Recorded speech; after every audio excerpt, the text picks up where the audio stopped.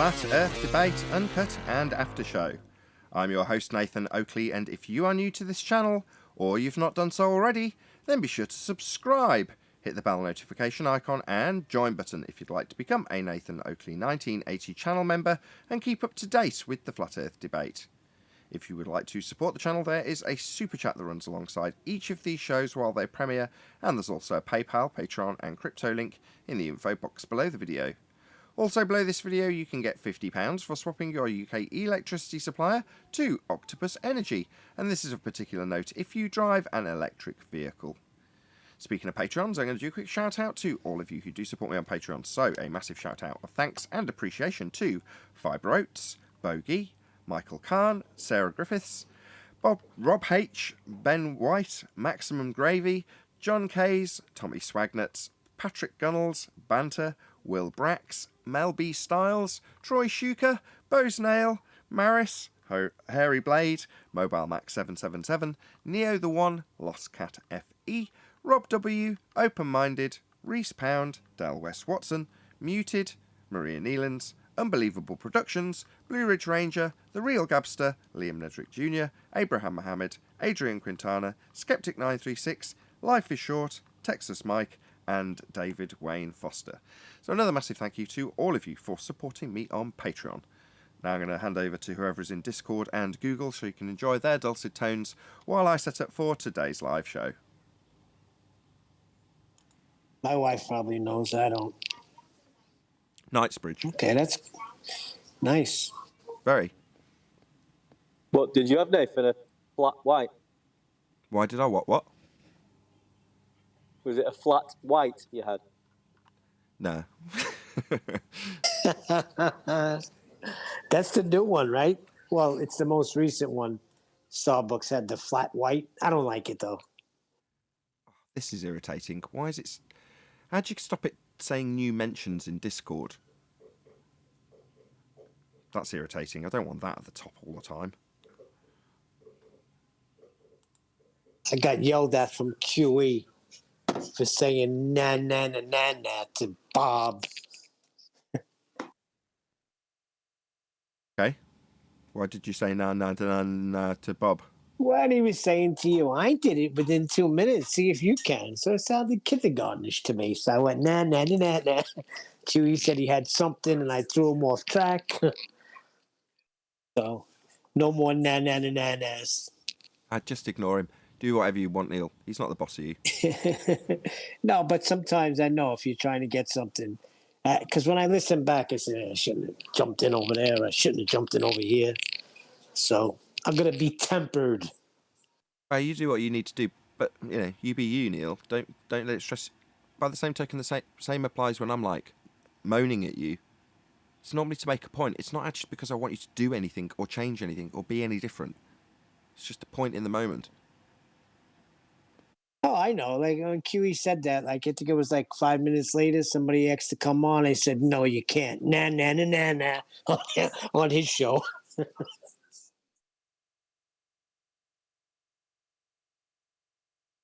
Yeah, I've been hearing a lot of pain. I don't typically tune into other debate shows because, why would you? I've got my own and, I get enough of that particular aspect of the, let's call it a job, when I do it as a job. So typically I won't. But yesterday's discussion was about the pain that they might be experiencing. So I thought I'll just have a little listen. I went into Bev's show and listened to, I don't know what he's called, Pope something or other. He's a guy that's been here several times. Anyway, he made a point as soon as I tuned in of saying, I'm not triggered. Everyone's saying I'm triggered and I'm not, I'm calm. And I'm like, okay, I'll take that face value. You seem reasonably calm. But after about 15 minutes of listening to him, having geometry, just simple stuff laid out to him by Bev, he was very distressed about it. And he's just like, wow. This... I discussed it with my wife. I'm like, I want to make a note of this at this particular stage because I don't typically talk about flat earth proofs and what they are, but I laid out the elevation angled argument to her just so I could get to explaining, the problem with Highlander, because I was editing that video. And once I'd explained it to her and explained that there's no way around this for the anti-flat earthers, I said, look, this is going to cause them, I think, a lot of distress, a lot of mental anguish, and given that some of them have been around for a while, this might have quite detrimental knock-on effects for our opponents, to the point where I'm like, if in 6 months I'm mentioning this, just remember this conversation. Because typically, and then I laid out the black swan and she glazed over as I was halfway through it. But I was like, you can get around this argument to a unsuspecting, uninitiated, chanting fundy by saying refraction. Because if you just scratch the surface and hear that that is a rebuttal, then you'll just chant it and think that you've won, or enough to keep going without causing a mental breakdown. It doesn't matter to them that surface level refraction actually undoes the argument in its entirety, because that will require some explanation after the rebuttal's been delivered. Whereas in this instance, there isn't some surface level head in the sand rebuttal that you can give, so you can go la la la la la la after you've delivered it, and ignore the, well, actually that undoes your geometry. If it's refracted, it's not geometric, and that's your claim. You know, that again might need some further explanation. But when it comes to the elevation angle, them having to start with it flat and measure it flat, there's no way around that.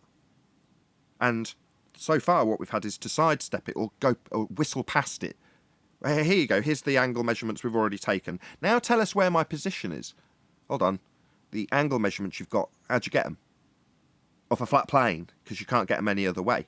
So we're going to, as John was phrasing it yesterday, explain your globe belief that's been utilising a flat plane angle measurement to make it? You want me to explain that? No need. You've already proved a flat Earth when you took the angle measurements that you're asking us about, so that's it. Welcome to flat Earth.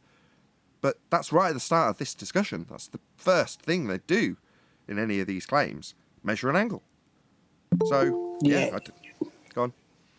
I was going to say, yeah, it changed the whole game. Definitely changed the whole game for them. Shh, don't say 90. Hey, Ted. But I do think it's not a turning point so much, but a point in the discussion that's of note. Like, I think this is a punctuation mark that people should pay attention to. It's like, look, up until now, there's enough subterfuge offered up for the other arguments that we present. Gas pressure without a container, black swan, Coriolis, right at the bottom of that list. You know, there's enough disinformation, subterfuge, mud in the water, whatever you want to call it, to leave anybody who's watching, a cursory watcher, with enough misapprehensions and confusion about it to get on with their day, basically. But this argument doesn't give anybody that. It leaves nobody with any misapprehensions about what's being claimed. You know, you start with a flat plane. How'd you start without a flat plane? Start with a globe Earth. No, if we'd start with the globe Earth, we're going to correct it flat. It's like, this is going to cause some anguish. This is going to cause some pain. This might cause hospitalisation in some instances. Yeah, game changing, definitely. I like that you keep reiterating that, because it sinks in. It gets through that. There's no way around this. They can't do anything. Whistling past the angle measurement that has to be taken on a flat plane is all they've done so far. Well, that's useless. That got both Bob humiliatingly telling us that triangles weren't needed, and McToon shouting out for offering up some globe patsy in the form of Bob, rather than facing the music for his crap flat Earth, proving globe claim to be evidence that he shuffled on to Bob to present to us. So, you know, that's embarrassing for both of them. Well, that's what you've got. Whistling past the flat Earth measurement you're using to ask us about where you are. All right, okay. You've proved a flat Earth before we've got anything done whatsoever.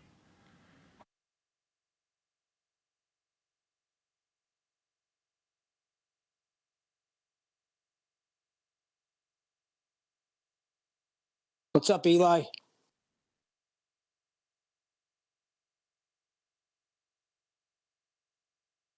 That much, huh? Wow. Yeah, everything's great. City's fine. Over the next couple of days, I've trimmed out the discussion with Highlander. I gave it precedent. Hey, Eli. How you guys doing? Very well, very well. So I gave the discussion with Highlander precedent over the discussion with Bob because QE had said, can I trim out bits of that? And he did, pass them on to me after broadcasting them on his live stream. And I've broadcast them on yesterday's after show, which will come out on Tuesday for normies. I mean, muggles. I mean, non-members.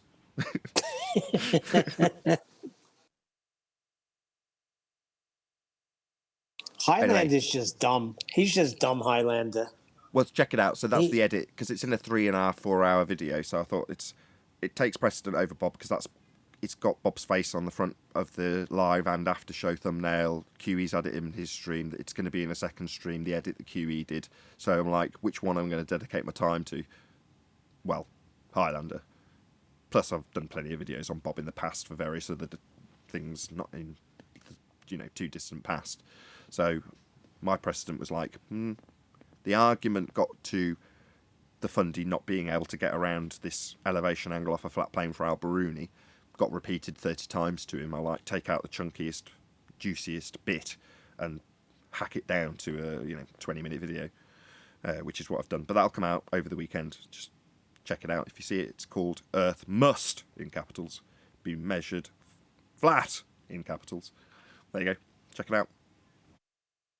I was a little leery about you giving him props for coming in, but then when I'm thinking about it, him and Highlander, they're the only ones that come in. So, I mean, and it gives us opportunity to expose their folly. So, yeah, give them props for coming in. Absolutely. At least they've got the wherewithals to say, I've got an argument, I'm going to present it, or at least in Bob's case, a challenge that I think you should be fulfilling. It's like, well, fair enough. The door's open for that to happen. You might not necessarily have your request fulfilled. You're not necessarily going to kowtow to whatever it is you're demanding we do. But it doesn't mean you can't offer it up and present it. And Bob was given every opportunity to argue his case and tell us what it was. When it comes to, I've posted it in the Discord stream, it's like, you're here, we're talking, it's a discussion-based show. Most people aren't really watching the screen, they're listening. But then they don't want to tell you what the actual argument is. And that should speak volumes. If you're unaware, I don't pay attention to the live stream Discord chat with chit-chat memes and stuff flying by all the time. I just don't pay attention to it. It's too distracting. So I close it down and leave it, and then under no circumstances open it. But when someone comes in and they're in the chat and they want to talk, because that's what this show is, right? We're talking. So that's what you've got to do. You've got to present your verbalization of an argument. Not, here it is, go and spend your time reading it while you're actually broadcasting live. No, you've got to verbalize it to me. Now, if you don't want to and you're like, oh, I'm not going to do that for you, well, why are you here then? I thought you wanted to embarrass us with the globe proof. If it's a really cracking globe proof, you're going to lay it out in the most concise terms you possibly can to convince every single one of the almost 200 people watching yesterday that the Earth's a sphere. You should be like, bang, bang, bang, bang, bang. Well, no. I agree. Well, you can take your time and read it if you will and get back to me. It's like, oh, yeah, that's going to convince a lot of people with your little gotcha that you're hoping to get me with, your blunt little tool. Yeah, I don't pay attention to the chat either. But that was interesting that lady came in and she didn't even know what the scientific method was. So, yeah, we're getting it all. It's all making full circle. So that's out on Tuesday for non-members on my second channel. Subscribe today to Nathan Oakley. That said, no, it'll be Monday, and this will be coming out after it because we're now recording the pre-show. So I don't know who I'm talking to. Become a member and you get this stuff early. Same goes for the Earth Must Be Measured Flat video. That's gone out to members already. So I'm not in a frame of mind to plug memberships today for any reason. I don't know why I'm plugging them so much. It's just one of those things. I've done a lot of members videos recently. And we're discussing that lady that came in yesterday, Flat Earth Goddess. I'm only halfway through listening back to that. Because at one point I'm trying to stress a point to her and she keeps whistling past it. And the point I'm making isn't what's being discussed. The example I'm using to make my point's being discussed about the scientific method and her misapprehensions about it. And that's not the overriding point. My overriding point is that she's asked about unification of a flat Earth in terms of the people in it. And I'm trying to lay down why that can't happen with an example of here's how it happened with science and why we use that and why we'd go forward to stress that. But we get You know, people putting up barriers every time we do it. Well, that's our main shtick, right? So, you know, people don't like our main shtick. Well, we can't unify with people and just say, oh, well, we'll just let it slide when they do the exact same thing we've been tricked with, and start talking about their science when they've got their man-made devices and their maths on the flat earth side. It's like, no, I can't tolerate that. Now, you might say that I'm insufferable and intolerant and, you know, that's your bad and you need to change. Well, okay. I don't care about the community. Sod you, a lot of you. If you see yourself as a community, then open your eyes a little bit wider and you'll realise that there is no community for a flat earth. There's people making YouTube videos, there's people watching YouTube videos, there's occasional meetups that, for the most part, I've taken part in, and it's nice when it's people that you would consider your friends. Other than that, it's extremely superficial. That's just how it is. So I can name on one hand the people I've met at conventions and the like that I've gone, that was memorable. Arwin's one of them. Hey, Arwin. I really enjoyed meeting up with Arwin, shooting the breeze, chit-chatting, standing outside, having a smoke. Fun. That was good. But 2019, yeah. It was good, wasn't it? Preston the Flesh, same goes for Anthony, Patricia Steer, you name it. Those sorts of people, the people that I actually like, the people that I'd say, you're my friend, aren't you? Well, when you press the flesh with those people, I'm not saying I disliked meeting the people that I don't really know. It's just I don't really know them. Same as anybody. So, you know, you get the impression that, all right, I'm going to go and suddenly be part of a loving community of flat earthers who are all on the same page. It's like, no, at the surface level, when everyone's being quite superficial, it may seem that way at a convention. But in reality, that's not the case.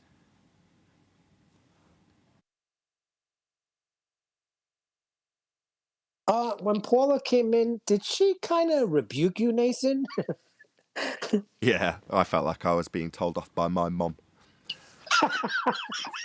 Okay, I agree. That's what it sounded like. Yeah, could you tell how sheepish I got when she started talking? I knew what I was in for. But Paula, to her credit, she's so subtle. She did it in a way that I knew I was getting an ear bending. Not an ear bending, just a, you know, when someone gives you they turn their head slightly and look at you and close one eye a little bit. Well, Yeah, they pull your obviously, coat. yeah, well, she gave me the stony cold one eye and I couldn't even see her. But none of the audience would have been aware of that. It was super subtle. So, you know, I almost mentioned it, but I thought, no, why ruin the subtlety? Because that's a courtesy she didn't have to extend me. She could have just told me off. I was telling somebody off in an overt way to make a dramatic point, which I then had to justify because I realised it when Paula came in. But you know, that's the power of somebody like Paula, with a lot of wisdom and a lot of experience, where they can come in and without even really saying anything, make someone feel incredibly guilty and sheepish. Kudos to you, Paula. Thank you for not embarrassing me.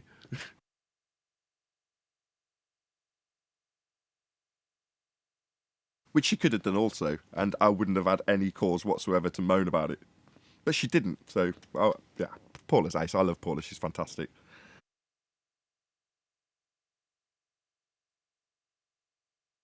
Is everybody on mute? I don't know. Fantastic, Nathan. No, we're just listening to Nathan talk. It's peaceful. Yeah, Well, Neil asked. Kent Man was right at the here, end now of he's gone. I'm not gone. I'm here listening. Yeah, I was right, just right at the end of my sentence. He was like, is no one else talking? It's like, well, I've only been paused for about 10 seconds after a long diatribe. By the way, Meatloaf died. Oh, no way. Oh, that's a shame. Yeah. I didn't even know he was in Fight Club. I didn't know that was him. Did you not know it was him? How can you not know that was Meatloaf? It just got past me. That guy? Bob. Yeah. No, you're singing a wrong song. At least sing Paradise by the Dashboard Light. That's a hot song. That's a good song. What do you mean? It's not what put him on the map, though. Paradise by the Dashboard Light was put on the map because it's about a guy trying to get with a girl in his car. Meatloaf's I will do anything full of open brackets, but I won't do that closed brackets or bat out of a hell, as far as I'm concerned. That's meatloaf, as opposed to Bob with bitch tits in Fight Club. Correct.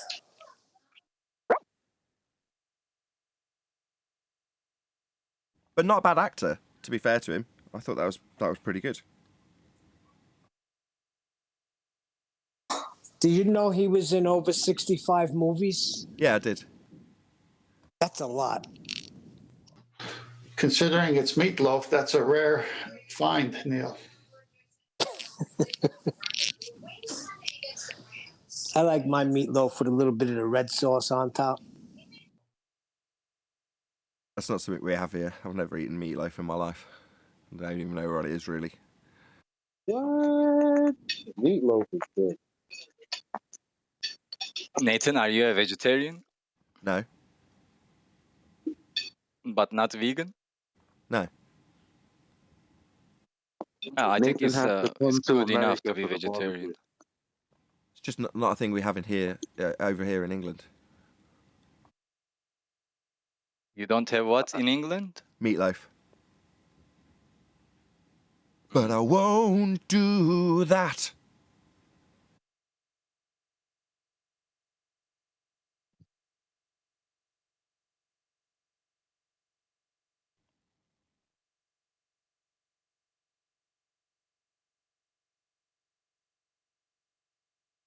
Which, by the way, talking about vegan, if you want to get a real lowdown about how much death is caused just by making tofu, go check out a Ted Nugent video.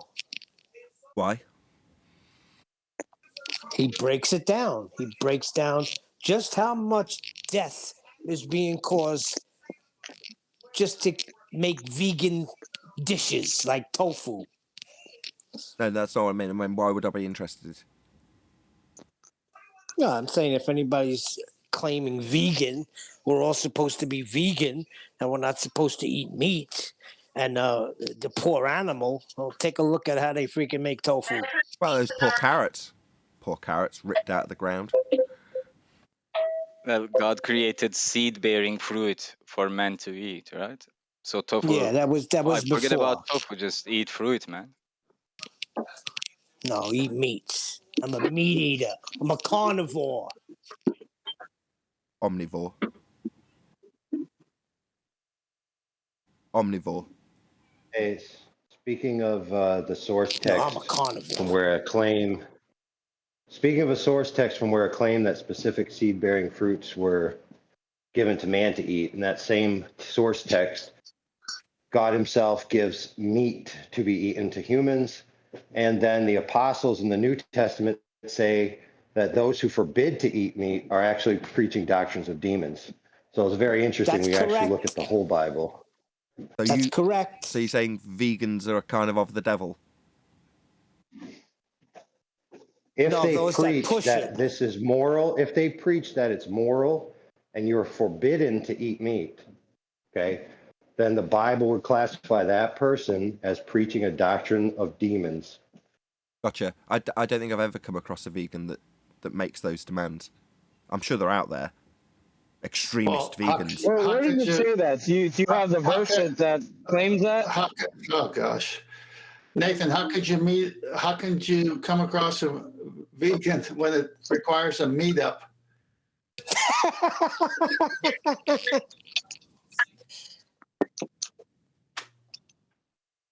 Go on. That was a good one, Ted. Oh, dude, one of the most famous vegans like that in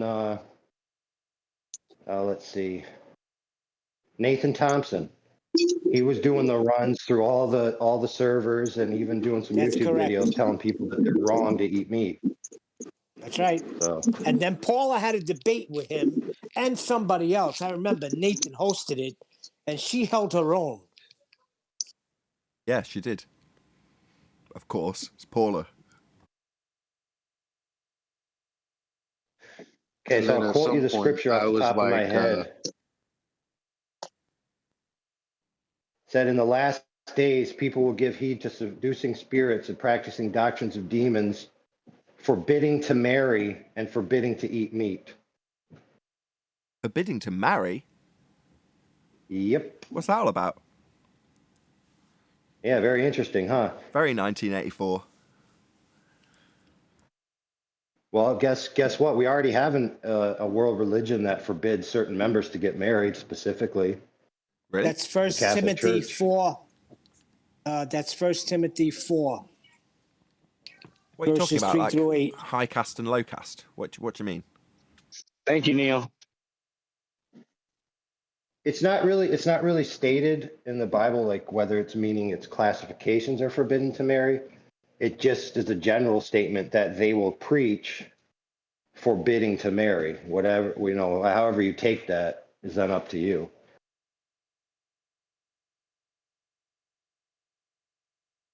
Okay. Very interesting.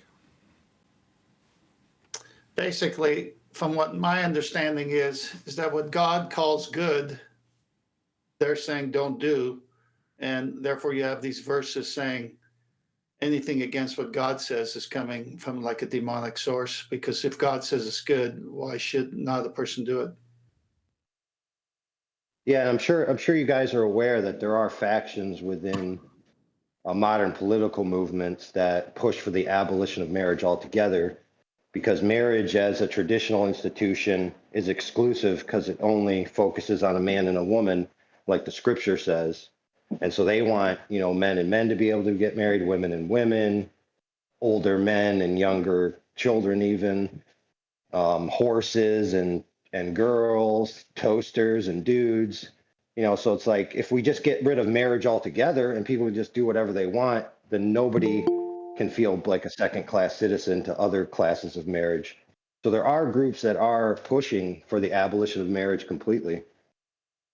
Didn't know that. Yeah, that's been in the news for a long time. I don't have the news. In I Luke don't it keep up says to this. Jesus Go on. Sorry. Jesus said, "The people of this age marry and are given in marriage, but those who are considered worthy of taking part in the age to come and in the resurrection from the dead will neither marry nor be given in marriage, and they can no longer die, for they are like the angels. They are God's children, since they are children of the resurrection."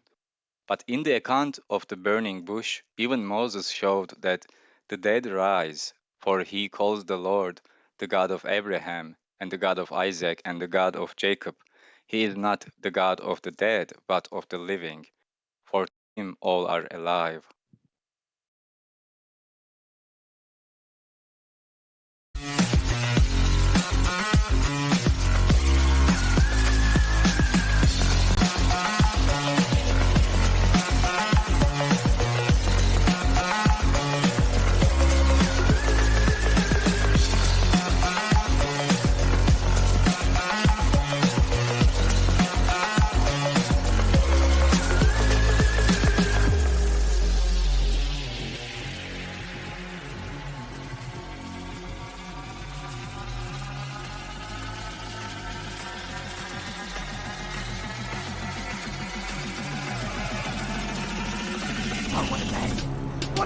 Welcome to Flat Earth Debate Live.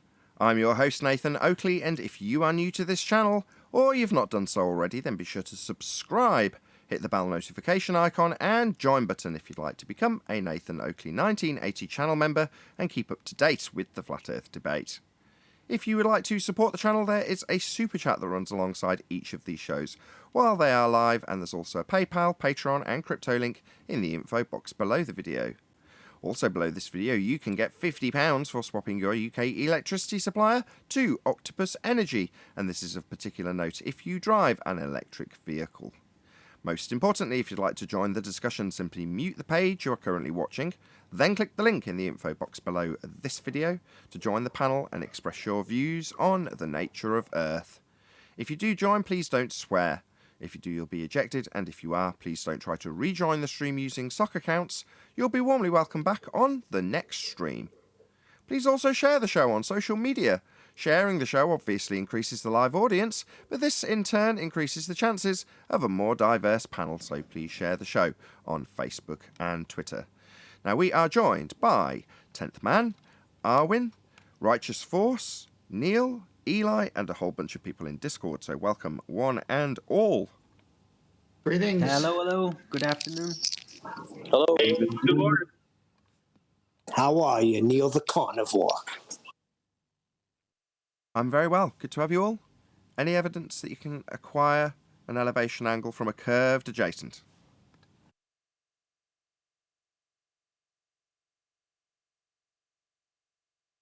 Well, how would you do that, Nathan? I wouldn't. You require two straight lines. An elevation angle is your baseline. It's straight, it's flat, needs a flat earth to utilise it. Angle measurements would require earth's flat to get one. So Nathan, obvious. So you and your angles are ruined then. So Nathan, obviously, there's only one way to answer that question. Where does that put the baller's ball? Dead. They can't move forward with the claim of ball without first utilising the fact Earth is flat. So it's game over. So those ballers who insist we live on a sphere can't base any of their doctrine from a sphere. They have to start flat. Yeah, and if they claim that they're going to start spherical, they'll be correcting their assumed dip to a geometric horizon we debunked with the black swan. Well, correcting it because it's wrong.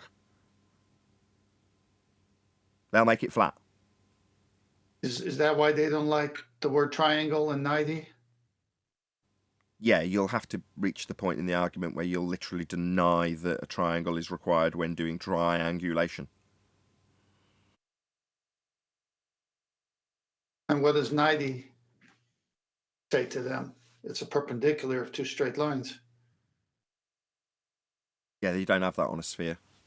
Every line that would be perpendicular when you're talking about the GP zenith position of a star to the ground, they wouldn't be lining up with your straight line measurement of an angle to it unless the ground was flat. Further to that, you couldn't measure the angle at all unless the ground was flat.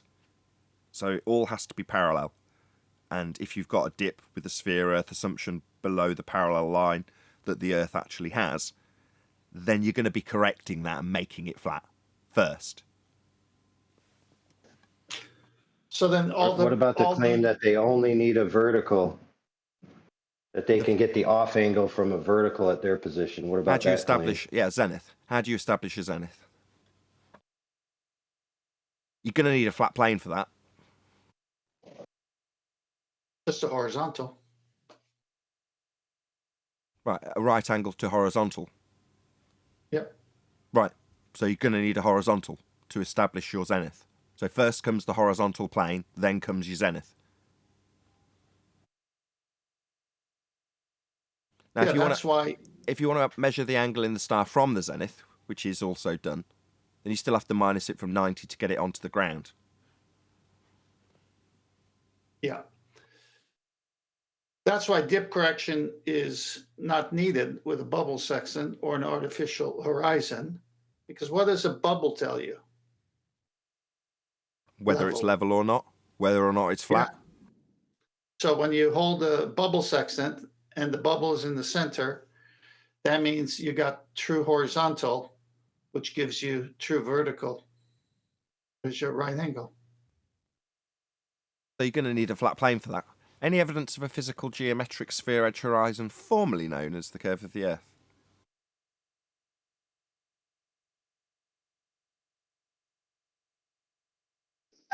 No, black swan. Right on. Black swan. If the Earth was a sphere with a radius of 3959 miles, then every distance to the geometric horizon could be no more than 1.2 times the square root of the observer's height in feet, and the imagery we have labelled black swan shows the horizon beyond the geometric limitations of an Earth sphere radius 3959. Therefore, the Earth is not a sphere, and the horizon is not Earth curve.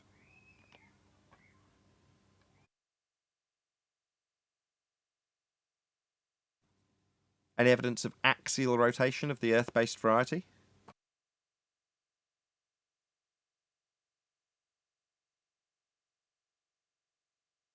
That's something we would all experience if it was actually happening.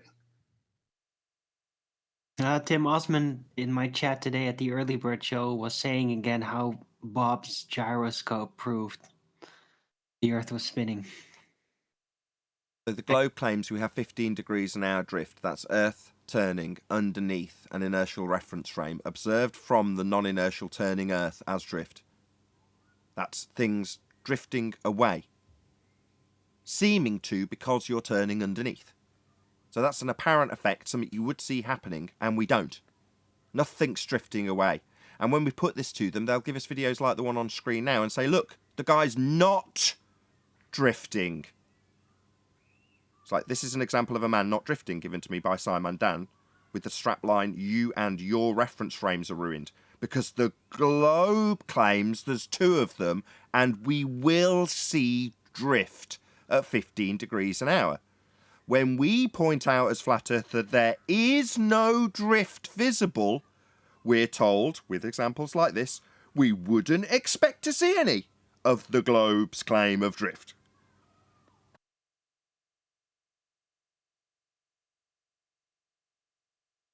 Well, if it's drifting, moving under the gyro, wouldn't it drift and move under a football and the airplane and the hot air balloon? Yeah, that's the claim. From your vantage point turning beneath a hot air balloon, you will experience an apparent deviation of the hot air balloon because you're turning beneath it. We don't see that happening. So we point out we don't see Coriolis drift. And they tell us, from the anti-flat earth side, why would you expect to see drift? So it must be something within the apparatus that Bob's picked up, because it doesn't vet out when you do other things and try to prove that the Earth is turning. Who cares? It's a man-made device. If you want to make an assertion so fundamental to the entire ground of every body's Earth that they're standing on moving at a rate of 15 degrees an hour with a rim velocity of 1,000 miles an hour at the equator, that's a fairly substantial claim to have to back in the first instance. Now, if that's the case, I want to be exploring the natural phenomena that occurs as a result of that claimed occurrence. Well, if you can't show me any natural phenomena as a result of that claimed occurrence, there isn't an occurrence to look at. Now, if you say, look at my man-made device and what it does, I'll say, that's not a naturally occurring phenomena that is induced as a result of Earth turning as a non-inertial turning reference frame beneath an inertial reference frame to give us Coriolis effect. That is actually what you claim the globe Earth will do. So we're going to see Coriolis drift, according to the globe Earth, and we don't. So we don't see the claim of globe Earth Coriolis effect. It's as simple as that.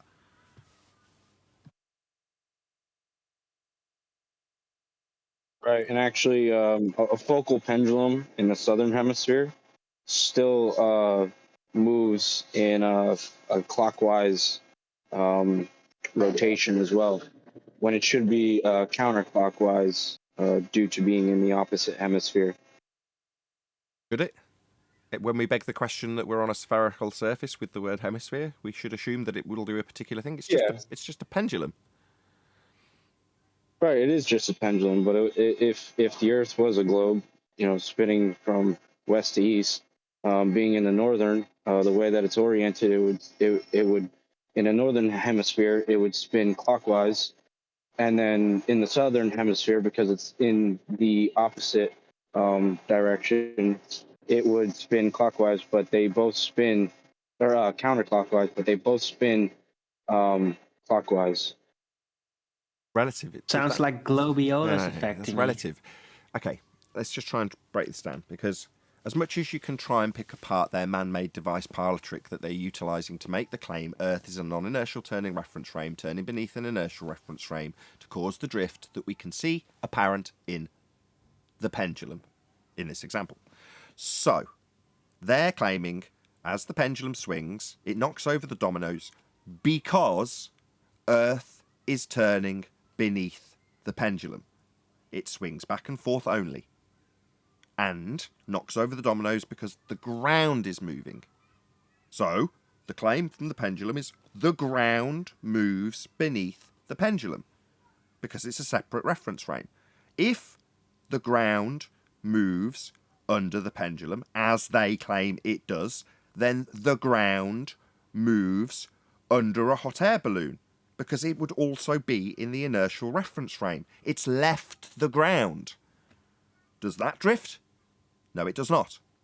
But an aeroplane that's in the air for a significant period of time, does that experience the ground turning beneath the aeroplane, like it's claimed to turn beneath the pendulum?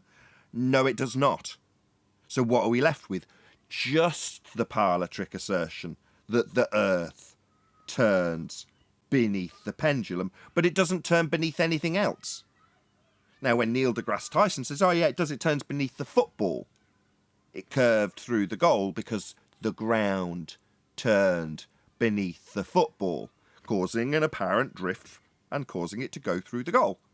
Well, if the ground turns beneath the football, as Neil deGrasse Tyson is asserting with that claim, then the ground turns beneath the blimp filming the game. And you'd notice. But it doesn't. The ground is not turning beneath a blimp, or a hot air balloon, or an aeroplane, or a helicopter, or a drone, or a balloon that you let go of.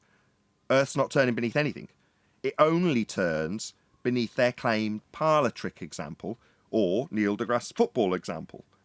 Well, it's in the air for a split second. The blimp's hovering above the stadium for a significant period of time, and no one's experiencing the Earth turn underneath it. If they were, the blimp would just wait for the next country along to come along, next state along. All right, what's happening? Oh, well, the ground's drifting beneath us at 15 degrees an hour. At this rate, it's moving away about 450 miles an hour, underneath us as we hover. Obviously, we're not moving. It's just the ground moving beneath us. So anybody watching us from the ground sees us seeming to drift away. But we're really stationary. It's just the ground moving beneath us, said no blimp operator ever, because it does not happen. Roll on the anti-flat earthers. We wouldn't expect the Earth to turn underneath the blimp, or the hot air balloon, or the drone. Yeah, you would. That's Coriolis effect. Just doesn't happen. Dude, it's more silly than that when they try to rebut your point and say that it's not about the Earth turning underneath, but that actually the pendulum is swinging into a different latitude.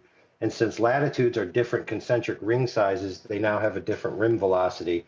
And because they have a different rim velocity, that pendulum swinging 2 feet to the right is imparted in a different speed reference frame. Absolutely silly. Doesn't matter. Still the same claim. While they try and deviate it into moving the position of a pendulum that's swinging fixed to a ceiling. Yeah, okay. But that's because you're claiming there's 2 reference frames to show drift then. Earth turning underneath as you move your latitude. Yeah, okay. That's still 2 reference frames you're claiming though, isn't it? Globe Earth or anti-flat earther. Okay. Yeah, that would mean we've got drift. That's the claim. Yeah, we understand what Coriolis' claim is. But it doesn't happen. Yeah, only with the absolutely. pendulum. Only with the parlour trick. Now, a ball that naturally curves when you throw it, it's a football, can be asserted by magician Neil deGrasse Tyson to be a result of the effect of Earth turning underneath the football. But as I say, that would directly translate into not only a football, but a drone, hot air balloon, blimp, aeroplane, anything that's left the ground. Because it leaves the ground and it, according to the claim, continues to turn underneath. Just doesn't get experienced by anything other than the parlour trick and, in the case of Neil, the ball. Absolutely, and most globers will omit the fact that the centrifugal force counteracting the alleged spin force, so you have quote unquote gravity allegedly pulling things in while centrifugal force is throwing things out. The problem is that they only use center-based radius math, when in actuality, the radius and the centrifugal force of the rim velocity are 2 different vectors. You will never see a glober account for that differential in vector and provide the force that's there, because guess what that force would do? It would be a constant change in the angular direction of the supposed pendulum, meaning that the pendulum would indeed start itself. It would not need to be manually started by the perpetrator of the parlor trick. When reality shows them not only having to start it, but having to fiddle around with it to get it to work in the way they want it to. So it's just a parlour trick. it doesn't prove Earth spinning underneath stuff as a second reference frame. If it did, you'd bloody notice, because your flight times would be shortened. A flight from Charlotte, North Carolina to Los Angeles, which typically takes 4.5 hours, would only take an hour and a half, because Earth would be turning underneath the plane, and that does not happen. But that's the claim. Earth turns underneath anything in the inertial reference frame, like a pendulum. It's not attached, it's swinging back and forth. Well, that's an inertial reference frame that the swing takes place in. So when it drifts, it's not really drifting, it's the ground beneath it turning, according to the claim. So the claim makes it clear Earth's turning beneath stuff. No, it ain't. It's just that simple. Any scientific evidence of gravity? Any scientific evidence of gravity, as you mentioned it?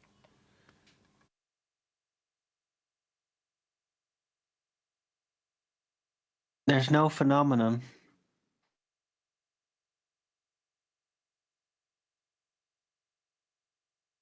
Any single Well, the etymology of the word science means to know. I see things fall. I know things fall. Therefore, gravity's true. Releases helium balloon to the gag track of clowns. Dun dun dun little dun dun dun dun dun dun little dun dun dun. Bye bye balloon.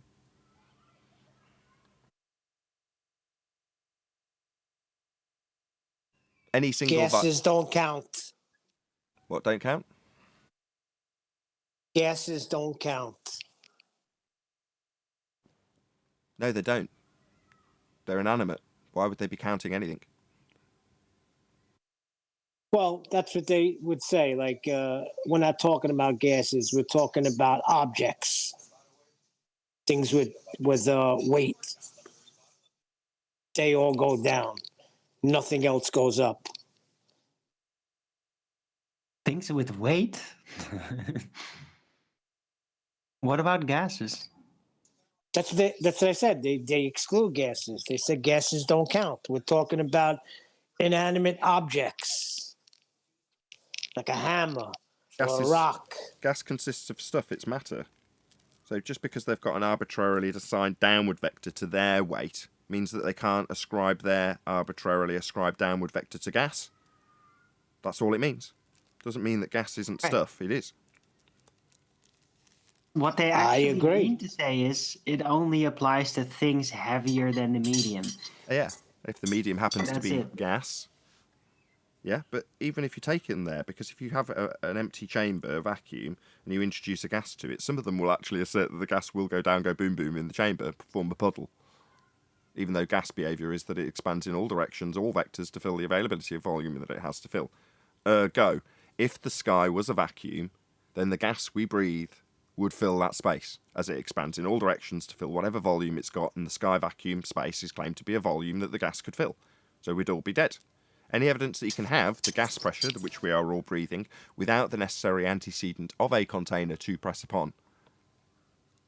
No, but what the guy was telling me, just to go back real quick, he seems to believe that something is stopping. There is always something that's going to stop it. Like the floor is stopping us. Otherwise, we'd keep going down and down and down, trying to assert a pull to the center of the earth. But when you say something like a helium balloon, they don't acknowledge that. What's their problem? Okay, sorry, Fundy. You deny gas. I agree. Well, wouldn't you be begging the question of a physical container, though? No, it's an antecedent consequent relationship. Without the container, there can be no pressure. That's a fact. Can you show me a container? Can I show you the container? No, I don't know what the sky is. A physical antecedent? Yeah, I absolutely guarantee you that any circumstance that has gas pressure in the demonstration, there will be containment. You can't demonstrate it without. So if you're challenging that in regards to it being an antecedent, all you need to do to challenge that is show gas pressure without the necessary antecedent of a container. The moment you show gas pressure without a container, it's no longer the necessary antecedent. I looked further into my dome claim, so I will not claim a dome any longer. I will claim containment. Ah, you pushover. Finally. Oh, because I can't get a distinct shape of a dome See, anywhere that I read. peer pressure and bullying does work. They were all wrong. No, I'm not saying dome anymore, but I will say containment and I will say firmament. Firmament? day, Oh, what? What's that? What's a firmament? That's a new one. Go ahead. What's that? a tangible object. What's that, Eli? Yeah, tangible surface.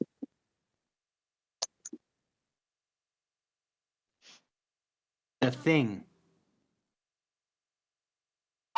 It's something very strong because in the Bible it says it holds the waters from above. Right, Neil, all you've done is sidestepped your original dome claim and now called it firmament rather than dome. Firmament is fine. Firmament is fine in argumentation if unless you. I'm just saying, firmament, the word itself means something tangible. So,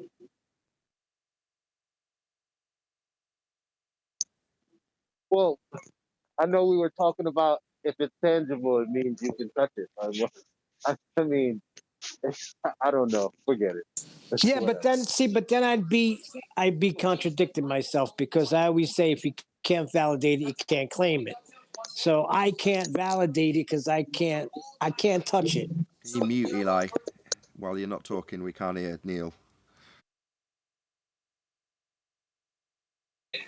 So unless I can validate it, I mean, it should be everybody's stance too. Unless it can be validated, then we shouldn't claim it, correct? But that's up to you, Neil. That's your prerogative, right? But what we tried to illustrate to you the other day was that there's no get out once you've claimed it to not be trying to validate it if challenged to do so by your opponent.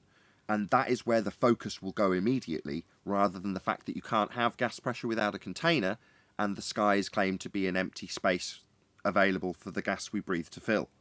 Nothing stopping it, nothing for it to press upon, just an empty space for it to fill, making space fake. That won't be the focus if you say dome or firmament. It'll be prove your firmament, prove your dome.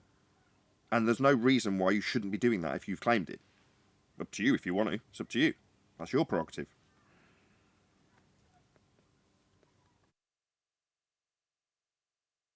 I will get to the bottom of what the sky is one of these days. I wish you every success. Tell me if you find out. Great. I'd love to know.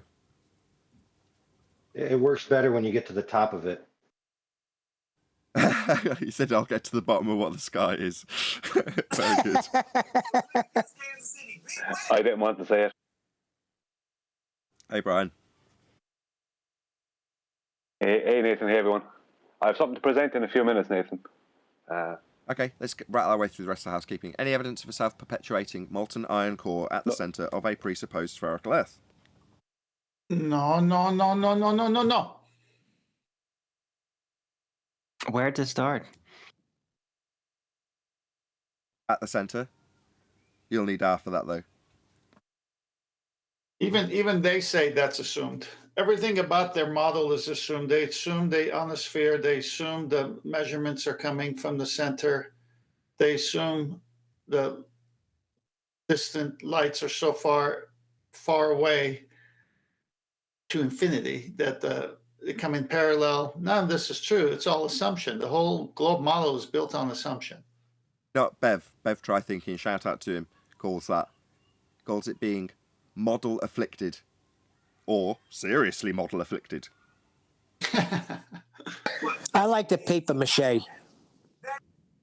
Okay, so that's a wakey example where wakey described seeing the globe as a fairly solid, robust looking model, a sphere that is physically in front of you. And you get a bit closer to it and look, and you go, oh, I'm just going to have a little touch. So you press it, and your finger goes right through immediately. You're like, whoa, it's made of paper. And then you put your eye up to it, look through, and there's someone on the other side who's also poked a hole through, looking back at you. And you're like, whoa, this thing's completely empty. There's nothing in it. It's just a flimsy model. If enough holes get poked into this, it's going to fall to pieces. So yeah, that's a wakey example. They also beg the question of volcanoes. Their hole goes all the way to the center of the Earth as well. No, it doesn't. Their volcanoes don't go to the centre of Earth. That's a misconception about their model. Yeah, I never heard that. It's in their nonsense stories, which have got no validation. They're claiming tectonic subduction, which is where you've got one plate going under the other, and where those plates will meet, you've got a ring called the Ring of Fire. And the submersion effect creates enough friction to melt the rock to create little pockets underneath the volcanoes, which eventually reach a certain pressure and then erupt. That's their current rhetoric. That's the story as it stands. And it's true because they made it up themselves. There's been a lot of talk about that Himawari footage of the volcano. Like, Globe is saying this proves a sphere Earth. All right. From space? A sky vacuum? No. If the sky was a vacuum to be a area for Himawari to broadcast images of a sphere Earth back from, then the gas we're all breathing currently would vacate into the same area that the Himawari is in, because it's in a space, an empty volume, for the gas we're breathing to fill. So we'd all be dead if those images were real. They are not. They have been broadcast to us from a place that doesn't exist. That would be outer space. A sky vacuum.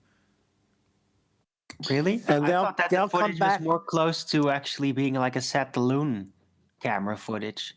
Well, it That's looks not pretty the close. It doesn't by, matter not what far we. away. No. I'm not going to have you make apologetics for their claimed story. The story is the Himawari is in space. Space is fake. If the sky was a vacuum, the gas we breathe would fill the area the Himawari is claimed to be in. Your apologetics, claiming it might be a sat-the-loon, is irrelevant. It's not claimed to be a sat-the-loon in our sphere-shaped air, which is what it would be if it was. We haven't got sphere-shaped air. We haven't got atmosphere. We haven't got a sky vacuum. Space is fake. No, we haven't got images from the Himawari of a sphere Earth. That's total nonsense. I agree to Well, that. what But I there said- was real footage. That's the point. And I think that the real footage was probably taken through a sat-the-loon hanging there. Have you seen the footage? That's what I was going to say, Alwyn. Hold on. People are saying that. People are saying that there's thousands of footage from regular people that match what the Himawari put forth. Let me get it straight. Yeah. Regular people in space matching No, the on the Himawari ground. from space, right? No, filming it on the ground and then the supposed Himawari footage matched it perfectly. So there see. was probably Gotcha. live camera Exactly. rolling Gotcha. Okay. at the time. So by comparison, the Wicked Witch in Narnia has a magic crystal ball. And, in the crystal ball, yeah, I've got video footage of this, Neil. Don't mock it before you've heard it. In the video No, you footage, don't. it shows. Yeah, I do.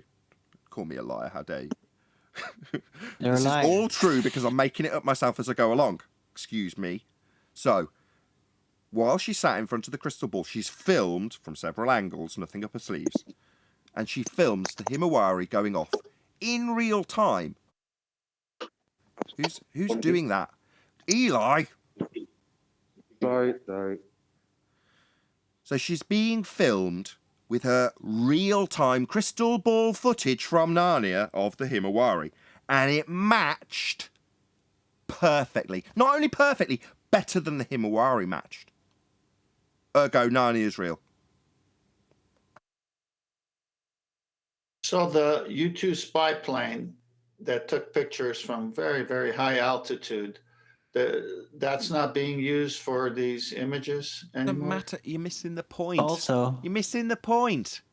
No, I didn't no, miss we're the point. bypassing it. Yeah, intentionally. You're I both don't mind. buggers. Claiming there's a satellite up there except for boltards, right? We're just saying we saw the footage. The footage is there. It was taken. No. Taken What live. you're doing is saying, but what about the people who do have crystal balls here on planet No, Earth? that's not what I'm saying. Yeah. That's what you are doing. No, they got a U-2 No, that's spy not what plane. we. That's not even what Neil was saying. We were just saying some things have been recorded. It was called the Himawari. That's what they called it. It wasn't the Himawari. There is no Himawari, but there's something up there that recorded it. I've seen the footage. So what? It's there. So what? So that's interesting. There is So you've hanging seen an something image is of a hanging up there, volcano. recording So- it live. Okay, so we got footage of volcanoes being juxtaposed compared to images from space, from the Himawari. So who cares? All that's ever going to be done is the comparison between the images from space matching the real footage that can be validated from a real place that does exist with gas pressure. So all the images, let's just compare what the difference is between Himawari images and all the others you're trying to describe that may or may not have come from satelloons, right? Let's compare. Am I correct in saying that all of the ones that you deem as real were taken in an environment that's pressurized? Yeah. Was the Himawari in an environment that was pressurized? I don't think the Himawari exists. No, that's because it's not in an area they claim that is an area of volume the gas we breathe could fill. An area devoid of pressure called a vacuum. Outer space, that's where it's claimed to be. We'd all be dead. Yeah, that's obvious. We're saying that when you're on an airplane at 30,000 feet and look down on a clear day with no clouds underneath you, you see similar things. And so obviously this was taken within a gas pressure environment. It could have been like a spy plane. There could be something, but it's not from space, that's for sure. Is all that matters in terms of their claim. Because they're saying Himawari shows a ball, Himawari shows volcano, therefore Himawari's ball is true. That's the claim, basically. Yeah, but you destroyed that. But you destroyed that claim with your argument. So then once that's over, you say, well, how did they get that top view? Easy. Within the container, air pressure in this Earth system. No. Just like we've seen planes at high altitude take pictures. No. When someone says to me, how did they get this view? I go, I couldn't care less. Why are you asking me how they did this? They're lying to you, but you now ask me how they are lying to you? Go ask them. And when you're there, tell them they're lying sons of you-know-whats, because they've lied to you about where the images came from. Does it matter how the deception was perpetrated? If some magician's on stage making cards disappear, and you turn to the person next to you and go, it's just a magic trick, they didn't really disappear. And they go, well, how did he do it then? And you go, I don't know. But I know cards can't vanish into nothing. That's a fact. They go, well, I just watched it happen. No, you didn't. You watched a magic trick. Well, if you can't tell me how the magic trick works, then it's not a magic trick. No, I don't need to explain how they performed their magic trick. Or how the images they do have are actually real images because they've come from satelloons. Why would I be justifying that? The claim is, Earth's a sphere, Himawari proves it. How? Well, because the images of volcanoes from Himawari match the ones we've got from the ground. Yeah, but that's just about as a legitimate argument as, look, science proves it's a ball because we got mobile phones and laptops. That's like, it's already so far into ball la la land. Doesn't really matter what they say. We were just interested in this footage having been filmed at a high altitude and that they said was from the Himawari, which I do not buy that part. But the footage was interesting. Okay, Brian, thank God. Do you want to present? Yeah, I'll stay talking on my phone, but I'll present on my computer, Nathan. Okay, cool. So if you're ready to go, this is going to take a little bit of reading, and I'm going to have to go through a few definitions of something. But it won't take too long. It'll only be maybe 7 or 8 minutes. Okay. You all hear me loud and clear, yeah? Because I'm having some internet issues. So I make sure. Yeah, you come in loud and clear. The audience can certainly hear, which is the most important thing. Yeah, okay, you're good. Just making sure, because my internet is a bit funny today. So, okay, this is what I'm going to be reading out of first. Okay, I'm going to go down. This is Quartermaster 3 and 2, Navy training courses. Quartermaster 3 and 2, Volume 1, prepared by Bureau of Naval Personnel. Navy training courses, United States Government Printing Office, Washington, 1954. So this is from the U.S. Navy, 1954, from what I can tell. Okay, now I'm just going to go down. Now, so I'm just going to make this a bit bigger. Yeah, too big at that size. So you can all see it. Now I'm going to read down a bit, and you're welcome to stop me as I'm reading down if there's anything you want to point out. Sorry, you want Okay. you want interruptions as you go down the way? Well, only you, Nathan. Otherwise, everyone will be popping in. Just Okay. if there's anything you spot that you want to, yeah, it's okay. Right. Okay. Elementary navigation. The rest of this chapter is going to approach actual navigation only in the most general way. To begin with, we know that a fix by celestial observation is the point at which two or more lines of position intersect. Now, what is a celestial line of position? To understand what this is, we must first grasp the concept of circles of equal altitude. Let's imagine a straight line drawn from a celestial body, perpendicular to the surface of the Earth. Where this line intersects the Earth is the geographical position, GP, of the star. If you were standing at this point, the GP of the star, and took a sight, you'd get an altitude of 90 degrees. The star, in other words, is in your zenith, right? That's an important word, zenith. Now, suppose you have a body who is standing exactly 1 nautical mile, 1 minute of arc, away from you. You can see that he's also 1 nautical mile, 1 minute of arc away from the star's GP.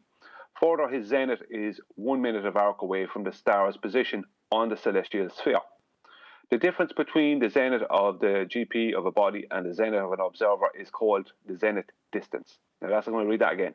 The difference between the zenith of the GP of a body and the zenith of an observer is called the zenith distance. Okay.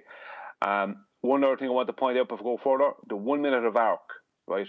That is within the sextant, and it also can be termed as a pre-assumption of a curved sky, but that's not what we measure. Okay, just stop here, just before we move on, just because that is such an important point. So what Brian's just described is 2 positions.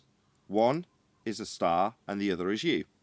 Now, if you imagine from your position drawing a line directly up through your head up to the sky, yeah, and then for the star, a line drop down with a plumb, if you will, all the way to the ground. Now, both of those are 90 degree to the ground. So for them to both be parallel, these 2 zeniths, these 2 lines, you have to have a flat Earth between the 2. And they can't be parallel if there's a curved Earth between the 2. So both zeniths are parallel with one another, only achievable on a flat plane. Go ahead, Brian. Sorry to interrupt. No, that's fine, Nathan. That's good. That's necessary. Okay. If your body, takes a sight of this star just as you do, the altitude he gets will differ from yours by 1 minute. As altitude always equals 90 degrees, right? You can't have 90 degrees without a 90. Minus zenith distance. The sight he takes will read 89 degrees, 59 minutes. So the person that's 1 minute of degree away from the GP of the star will be 1 nautical mile away from the GP of the star. So his reading to the star is going to be 89 degrees, 59 minutes. Let's stop right here and look at a significant fact. As long as your body stays exactly 1 mile away, he can be in any direction from you. In other words, your position is the center of a circle. Your body could be any place on that circle and get the same 89 degrees, 59 minute sextant altitude. He's on a circle of equal altitude. This circle of equal altitude is a celestial line of position. Your body is somewhere on it. On every point of the circumference of this circle, the altitude of the star is the same. From the star's GP, any number of circles of equal altitude spread out as altitude decreases with distance of the observer from the GP. The maximum limit, of course, would be about 5,400 nautical miles, 5,400 minutes of degree or arc from the GP, at which point the star would be seen on the horizon at 0 altitude. Altitude at this limit would have decreased the entire 90 degrees, 5,400 minutes possible. Now let's look back to fixes. It would seem that we could use the intersection of a circle of equal altitude of one body with a circle of equal altitude of another to get a fix by celestial navigation. After all, we can locate the latitude and longitude of the GP by the declination and GHA of the star. by subtracting the altitude from 90 degrees and changing the result to nautical miles, we should be able to draw a circle of equal altitude around the GP. So this is very important. By subtracting the altitude from 90 degrees, so you can't subtract from 90 degrees without a 90-degree angle, right? You need a right angle to do that, right? And changing the result to nautical miles, we should be able to draw a circle of equal altitude around the GP. So no matter what your minutes of degree reading is, it would between the co-altitudes of your zenith, right, of your zeniths, then that will always equal the same exact amount of distance on the surface of the Earth in nautical miles. Okay, so we all understand that. So I'm going to just one more time go through it. If between the co-altitudes of the observer zenith and the zenith of the star is, let's say, 100 nautical miles, or sorry, 100 minutes of degree, then on the ground below that, the distance on the ground between those two zeniths will also be 100 nautical miles. So they're equal. The minutes of degree across the sky is always equals, well, basically it translates or transforms into 100, let's say 100 minutes of degree transforms into 100 nautical miles. So consequently, they are always equal each other. So you can't. So your nautical mile distance will always equal your minutes of degree distance. Always. It will never not do that. Now that can only happen under one particular circumstance. That is using two 90-degree angles and a flat plane, which I will show in a minute. Now I just need to show some definitions. These are zenith definitions. I look for astronomy zenith definitions to get it as close as possible to what zenith would be. Now, there's a bit of nonsense in here, but I'm only going to read the important parts. So from Britannica, zenith, point on the celestial sphere directly above an observer on the Earth. The point 180 degrees opposite the zenith, right? Sorry, mind that part. But the important part is the point, zenith, point on the celestial sphere directly above an observer on the Earth, right? That's the important part. It's in the sky. The zenith is above you, you're on the Earth, or the GP of the star is on the Earth, and the zenith is above that. Second one, okay, the zenith, the point on the celestial sphere that is directly above the observer, the upper region of the sky, the highest point above the observer's horizon attained by a celestial body. So they're detailing the zenith of a star there with the third one, the highest point above the observer's horizon attained by a celestial body. So that would be the GP that basically describing there. Okay, zenith. The zenith is the point on the celestial sphere directly overhead the observer. Right, it has an altitude of plus 90 degrees in the horizontal coordinate system. Right, so it's directly above. Zenith. Zenith means the high point. It comes from astronomy, where it describes the highest point on an arc traveled by a star or a planet or other celestial body. So that is important because it's all pointing towards zeniths being up in the sky, right? So your zenith as an observer and the zenith of the star are both in the sky. So let's see, zenith, right? The zenith, right? This is from graphics.stanford.edu. The zenith is the point on the celestial sphere directly above an observer on the Earth, right? So directly above, always above in the sky. The zenith is always above the surface of the Earth. Okay, all right. Oxford reference, right? Quick reference: zenith, the point on the celestial sphere directly above the observer. Okay, directly above, always above. Now, I'm going to show something here. So, observer zenith, right here.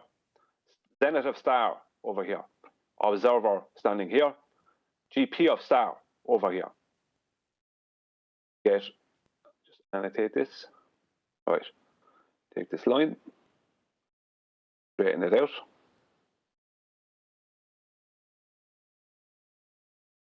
And I just change the color to red so it can be seen. Okay. So this red line, right? This red line depicts the zenith distance, the co-altitude, zenith distance. So let's just say that is that red line from this zenith here, which is observer zenith, to the zenith of the star, let's say that's 100 minutes of degree. Then when that comes down to the Earth, that will be a 100 minutes of 100 nautical miles along the surface of the Earth. So the zenith distance between the two zeniths will always match, will always translate all the minutes of degree exactly into nautical miles on the ground. So the minutes of degree measurement across the sky between the two zeniths will always become an exact replica in nautical miles on the surface of the Earth.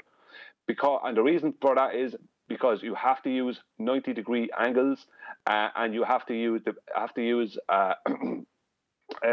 you need to use a right angle and the base of that right angle to get your distance to the GP of the star. So you need a right angle. I'm just going to show what I mean. So this will be your right angle, right? So the base has to be all the way. If that's 100 nautical miles, then from here to here, that has to be a flat plane, right?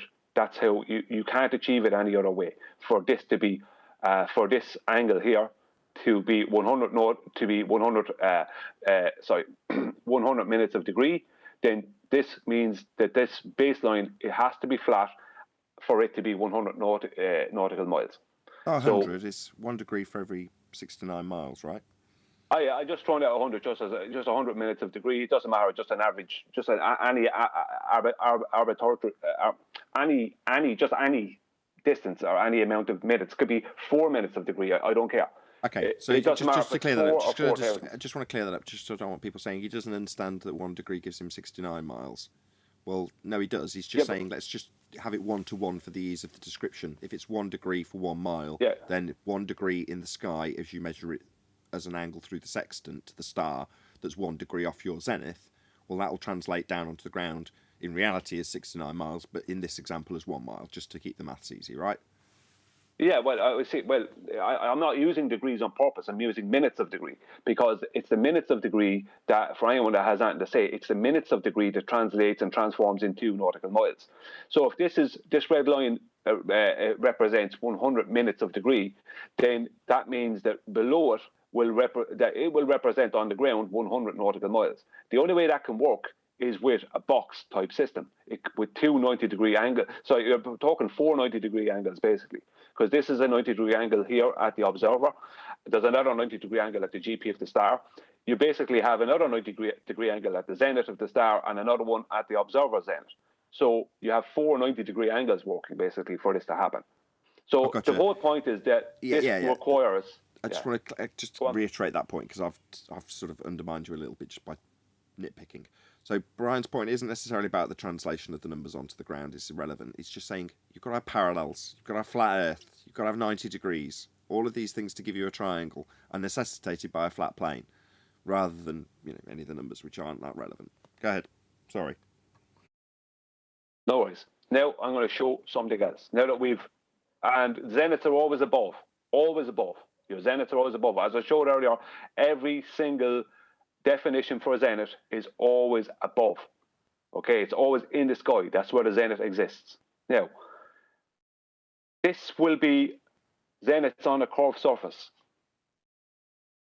This will be the zenith distance on a curved surface, if it was possible to do this on a curved surface, which it isn't. But even if you made two fantasy tangent planes and you ended up with 2 zeniths, then this will be your zenith distance from this point to this point. But the problem is, when that's translated down, it won't translate correctly, because the distance goes beyond what the base of the zeniths are. So it completely destroys their model, because they can't. Because in reality, you have to have parallel zeniths for this to work. It won't work with diverging zeniths. That's the problem. Exactly. So when I reiterated earlier that these 2 lines, just to keep this on screen for a second, would come down from your position, or from the zenith down to your position, or from your position up to your zenith, and parallel with that has to be the star and its zenith on the ground, which is what Brian's showing next to me. So Brian's showing how, no matter where or how far these 2 points are apart, they've always got a line that runs parallel with 90 degrees to it. So if your if you can move that line that you were just moving halfway down for me, Brian. If you're in the sky and you're using an artificial horizon or a bubble sextant, it makes no difference once you establish this line, because it will always run parallel and give you a 90 degree to the zenith as star. That will also translate down onto the ground, but that's not necessary. There's no correction needed because you've still got your 90 degrees intact. Whereas on this depiction on the right, when you've got a curved surface beneath, you no longer have that effect working. You can't adjust because these two lines are no longer parallel with each other, neither give you 90 degrees, so none of the maths works. It can't work on a curved surface. It has to be flat to do this. It's as simple as that. If you start with a sphere, so if you say, okay, well, no, we have got this scenario, as Brian alluded to a little bit, you're going to have to draw out flat surfaces on them. But when you do draw a tangent plane, you have to correct that. They call it the dip to the geometric horizon. We've debunked that with the black swan, by the way. Nevertheless, they've got a claimed dip with a tangent plane to a horizon that's been debunked. And when they have that, they correct the dip and make it flat. So in other words, we've got a fundy sphere belief with a geometric horizon that only exists in maths, and we're going to correct that to be a flat plane so that it works in the manner in the left-hand depiction. Do you want to add anything else, Brian? Excellent, by the way. Thank you. If not, Yeah, outstanding.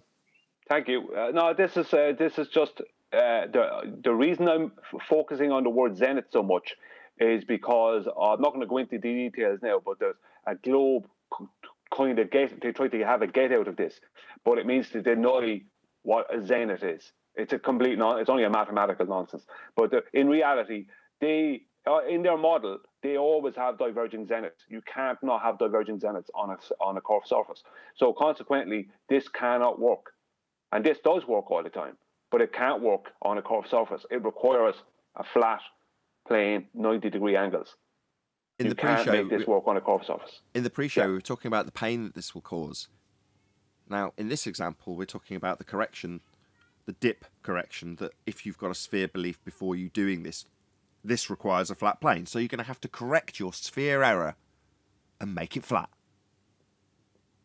So that's going to cause a lot of pain, because before they can do anything, move forward in anything, or ask us or quiz us about their position when triangulating with angles they've already acquired, if they want to whistle past it. But the angles, already acquired or otherwise, were acquired off a flat plane. It's devastating. I said in the pre-show, this should be marked as not necessarily a date because it's so close to the Black Swan birthday, but either way, I think moving forward, and having listened a little bit to some of the people who are actually expressing their pain in this regards, they don't have any way around it other than to first assume a flat plane. Now, once you've done that, and your claims thereafter are all based on that, it's going to leave you with a really salty taste if you're an anti-flat earther or globe believer. And it's something you can't just be unaware of or chant your way through begging the question with a justification that isn't valid. You've got to have it flat first. You have got to make it flat first. Correct it. Correct that dip that was debunked. There is a rebuttal on the field. There is a rebuttal on the field that I've heard to this proposition, because I've put this to a couple of globers. So the rebuttal is, okay, that's a good point, but you're forgetting that all the light rays are parallel. So Brian, could you address that? Yeah, for a start, they'd have to prove parallel light rays, which they can't, because their light is divergent. And secondly, it has nothing to do with anything, because the zenith distance up here has to match exactly the nautical mile, or the nautical mile distance on the surface, because the zenith is always in the sky and the nautical miles are always on the surface of the earth. So the zenith distance has to match the nautical mile distance, but it won't in this scenario. It also seems non sequitur. So you're saying the light rays come in parallel on a sphere Earth in Muppet vision. Okay. But if you're assuming that model before we actually do anything with our sextant and make any measurements on the surface we're actually standing on, then you're going to have to correct your error in terms of where you believe a geometric mathematical horizon lies. And the correction will be making it flat so you can actually make an angle measurement. So before you do anything, even if you've got this lingering sphere belief, before you do anything, you've got to get rid of that sphere belief. You've got to correct it. You've got to do dip correction for your sphere belief. Well, what's the correction doing? Well, the correction, once correct, or once corrected, will be flat. That's what they've all got to do. So, you know, leave your sphere belief at the door. This has got to be flat first. Gotta make it flat.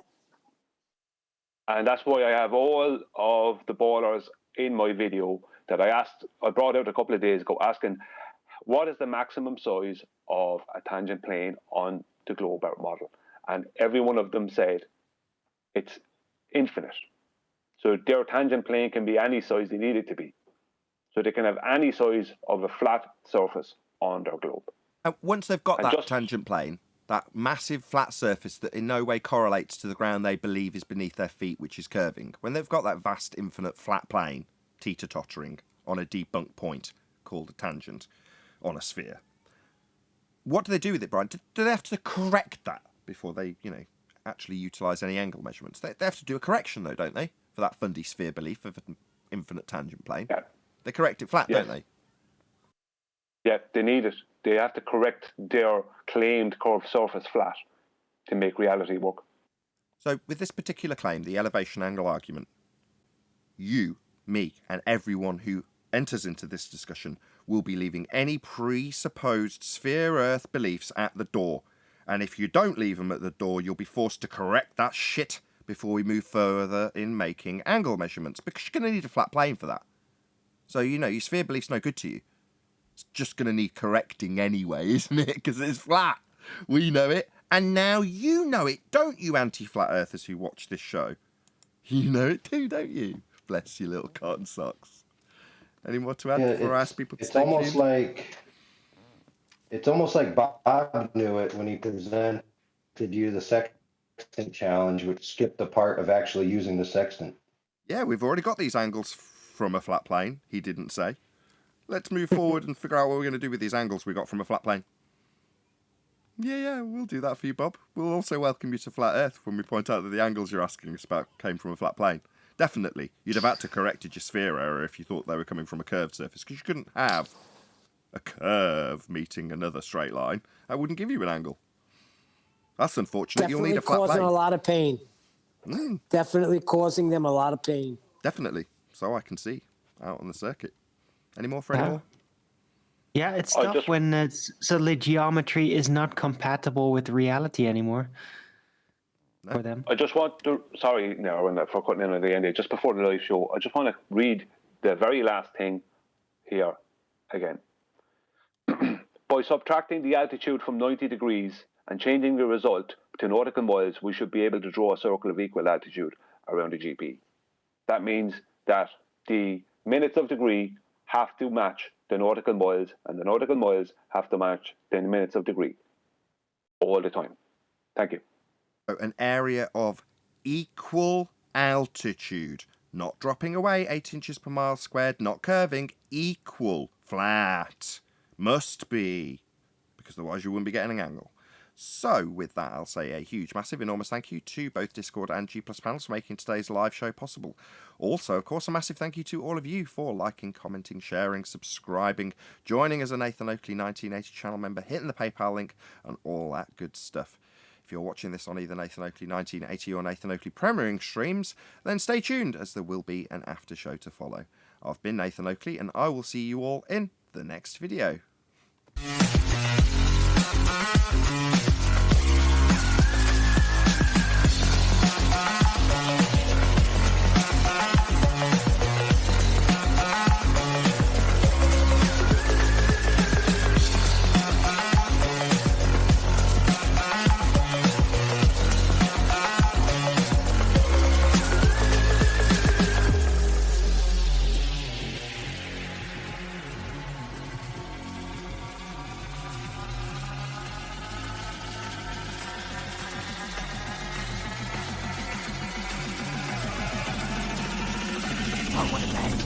What a lovely day!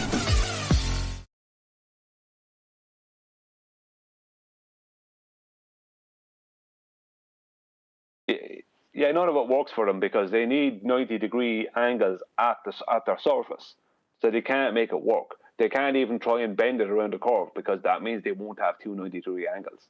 They're 90. They have to. And the 90-degree angles have to meet the whole. As I showed earlier, the baseline of the right angle is the zenith. Is your zenith distance. So it becomes your nautical mile distance. And that baseline of a right angle always has to be flat.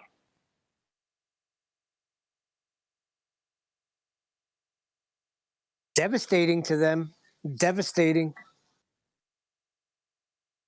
They have a few things they could claim, but it doesn't go anywhere because they have to deny certain things that they can't deny. That none of the nautical, they can't deny it when it comes to the actual practice. They can't deny it.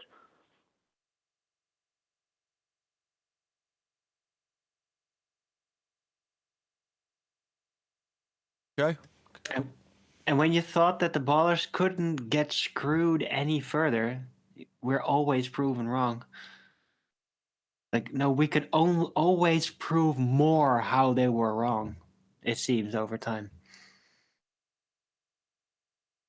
They must be very jealous of us.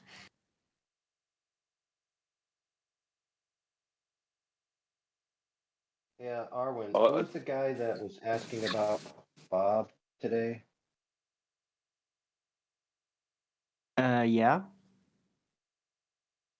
In my chat? Which guy was it that was asking?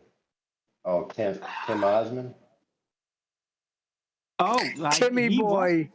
Yeah, Tim Osmond did come in my chat, yeah. He didn't start out, though. Somebody else brought it up, I think. But then he popped it as well. Started to claim, like, that proved the Earth was spinning. So he he's not basically aware of now... the work that...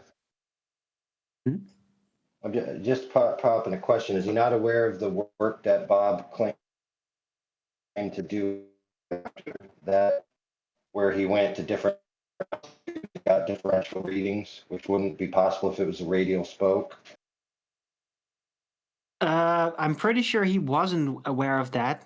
I'm aware of it, though, and every time somebody brings up, oh, Bob's 15 degrees per hour proves the spinning Earth, it's just so annoying to me because that means that I'll have to explain in detail again how that's utterly wrong in so many ways. Is this the same Tim that keep said nobody repeating. claims the horizon is Earth curve, and he brings pictures of the horizon? Yes. Same Timmy? Mm-hmm. Yeah. Yes. Right. See this picture? Listen, that horizon there, it's not geometric, but it's still blocking things behind it. Yeah, there's a great clip of Bob himself speaking to somebody who enters the room and doesn't realize Bob's in the room, and then begins to say Bob proved the 15 degrees to an hour, and then he gets rebuked by Bob, and then Bob goes on to explain all his other experiments. I want to say it's about a half an hour. I'll find the link for you, but I just basically spam that to anybody that says that nonsense. Oh, Bob, no doubt. There's a much easier way around it than that. They put ring lasers or gyroscopes into airplanes. Do airplanes account for a rotation of the Earth underneath them? No. So that's the end of that. So it doesn't matter what the ring laser gyro is claimed to be doing. If it's in an airplane and that airplane is not accounting for a rotating surface underneath it, then... Well, I personally prefer another route of evidence, and that is, what about the other gyroscopes? What about the mechanical, physical gyroscope that is kind of like its unique trait is to stay rigid within space once it's spun up, right? It is like the primary claim, to show whether there is some reference frame differentiation going on, right? Whether there's some turning going on. Well, the mechanical gyroscopes didn't turn at all. It was only the ring laser gyro. So at that point, the entire claim falls out of the window. The entire thing. But ballers just keep repeating it anyway. Rinse and repeat. The precession of there's the a ring video laser gyro. There's a video of an Austrian pilot, I believe, and her experience was she finally realized that her gyro never flipped over, and when she said to herself, wait a minute, if this was a globe, my gyro should have flipped over. And And then she had the epiphany, and then she did a bunch of videos and talks about it. I'll try to find that link as well. Nice. That's always good to see that. I remember that. I heard that lady.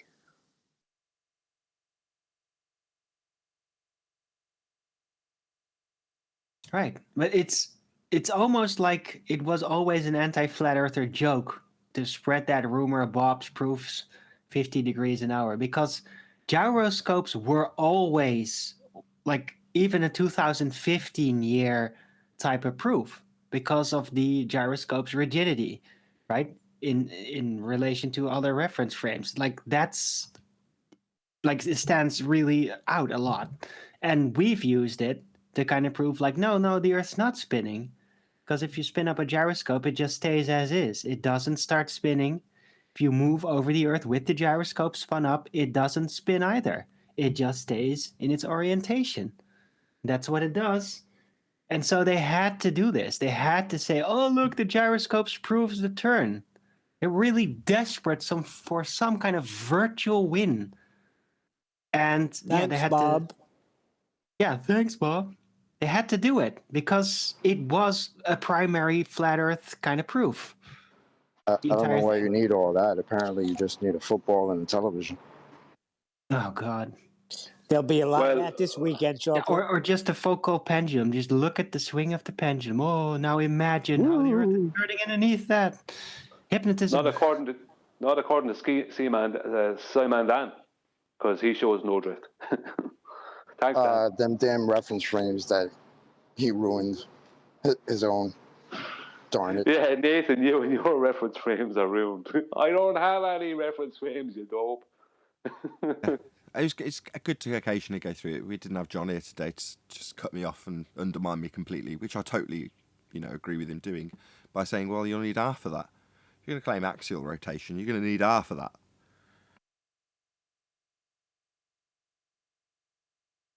Of course, but by this point, they're so desperate for R, it's almost unreasonable and conversation halting to bring that up. No, Right? they just lie, like Charles did. I don't need R. Here you are Except using. when you don't need R. That's what he's lying I know, about, but yeah. you force them to lie like that, right? So it's kind of a conversation ruiner to bring up R immediately. Yeah, you'll win, but it kind of ruins their conversation, right? You immediately force them into a corner, and then you don't really get a conversation out of it anymore. You just get a bunch of stuttering and really nervous lying and stuff. So, yeah, you could do that. I posted a photo into Master B. I think it was Master B there a minute ago, Nathan. Maybe it's Ballbusters. And there is a photograph. It's an old photograph. We've all seen it. But Wally from Australia and Wolfie and a load of other idiots, including this other guy, Arctic Reflections, and this other baller called Mr. 42. There's a load of them. They're all claiming this is the geometric horizon in that photograph. If you want to share it. Wait. We Where's, found it. what photograph? Where's the picture? We found the geometric horizon, this elusive horizon that you shouldn't even expect to see. Yeah, The one that's that what we they're can't claiming even now. see with our atmosphere, we found that. Wow, this is no Atmo day. This is great. Oh, it's no Atmo Day. Oh, happy days, no Atmo Day. Way. Little bunch of clowns. We got one. So let's just lay it out.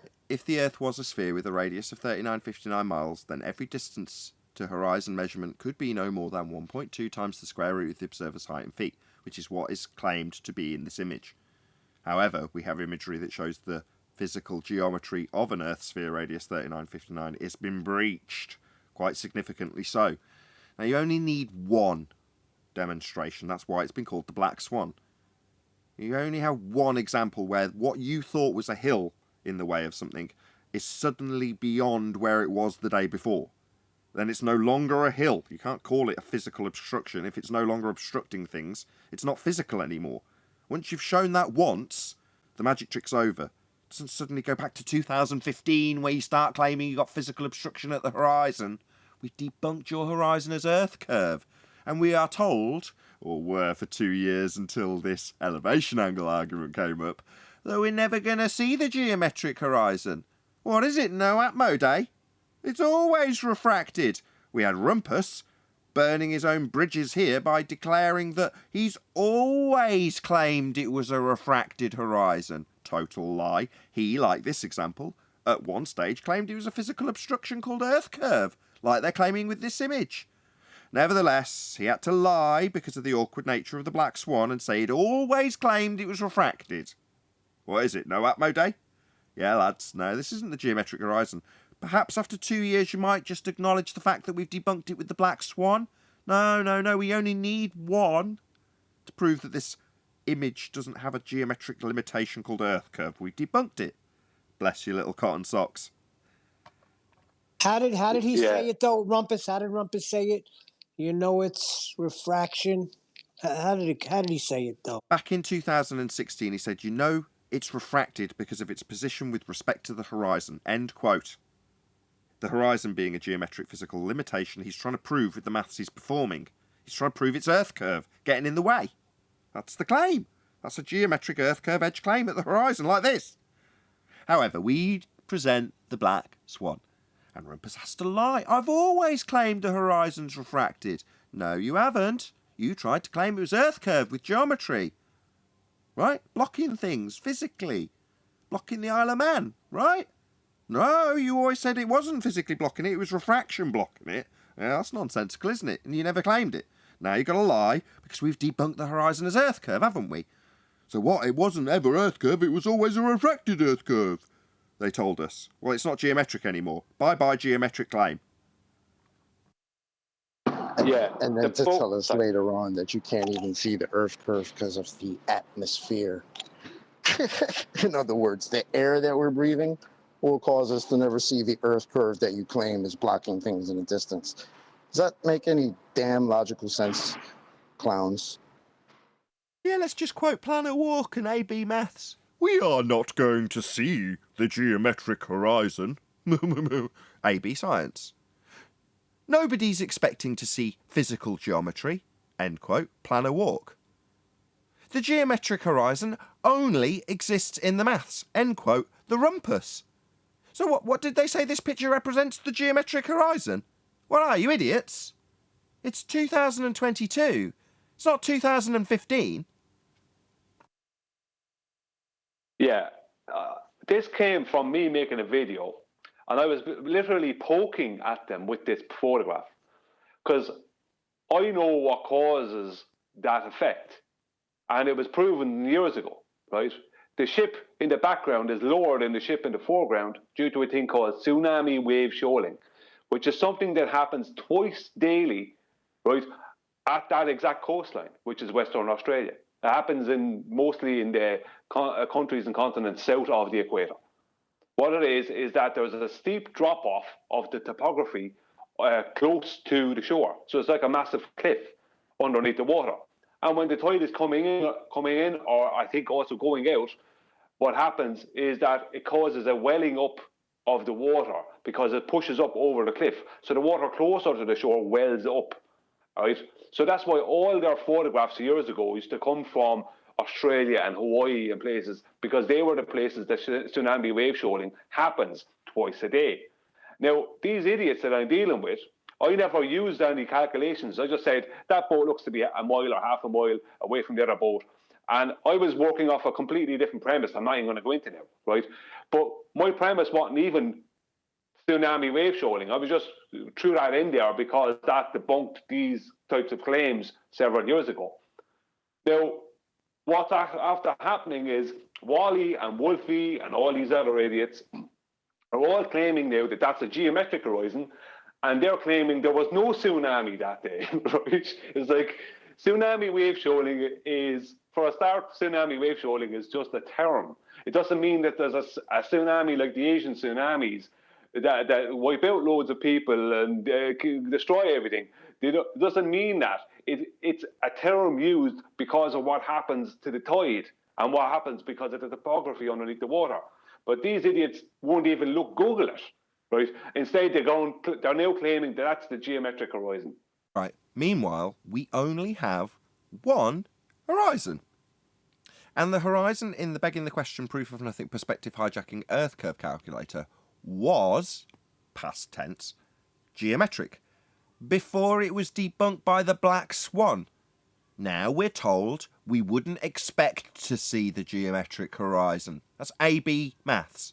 So Wolfie, you say, maybe you want to take it up with AB Maths Planner Walk and Rumpus, who made it explicitly clear that we're not expecting to see a geometric horizon. What is it, no Atmo Day? Nah, and is it, lads? So no, this isn't a geometric horizon. You're very much mistaken. Your own side made that clear for the last 2 straight years. You know what really got underneath our skin is that I never researched the distances. I remember them from years ago, I forgot them.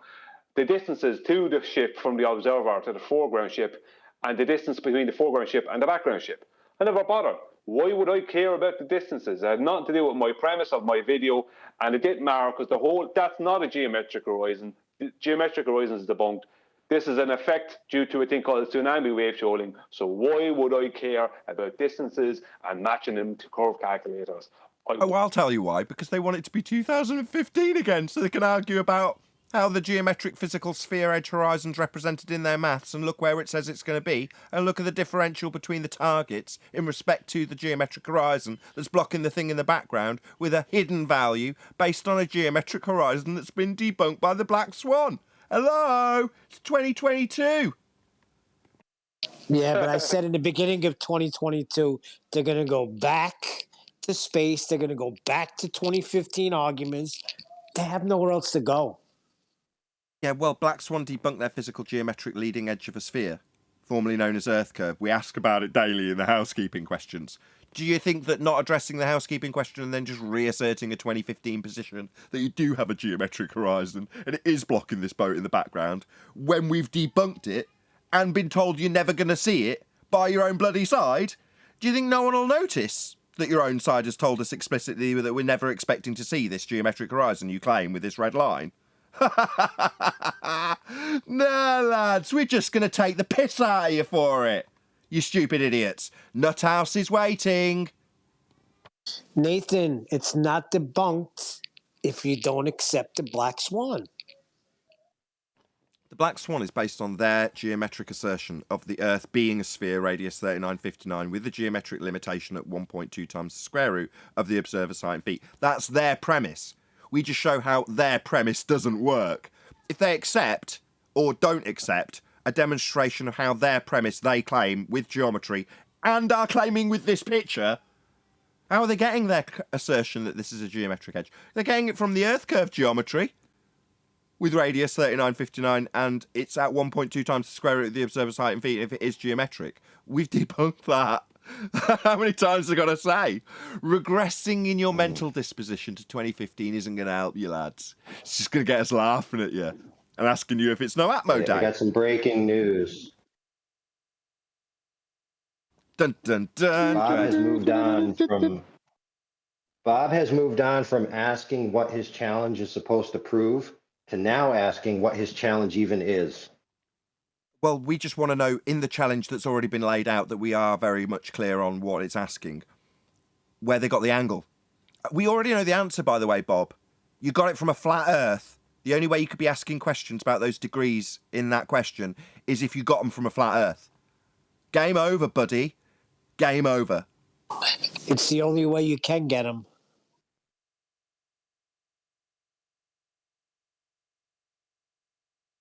Did I get the answer wrong then? Or are they not? Did I get it right and they're not commenting? I don't know. It matters not. What you were calculating was angles taken from a flat plane, Adam, weren't you?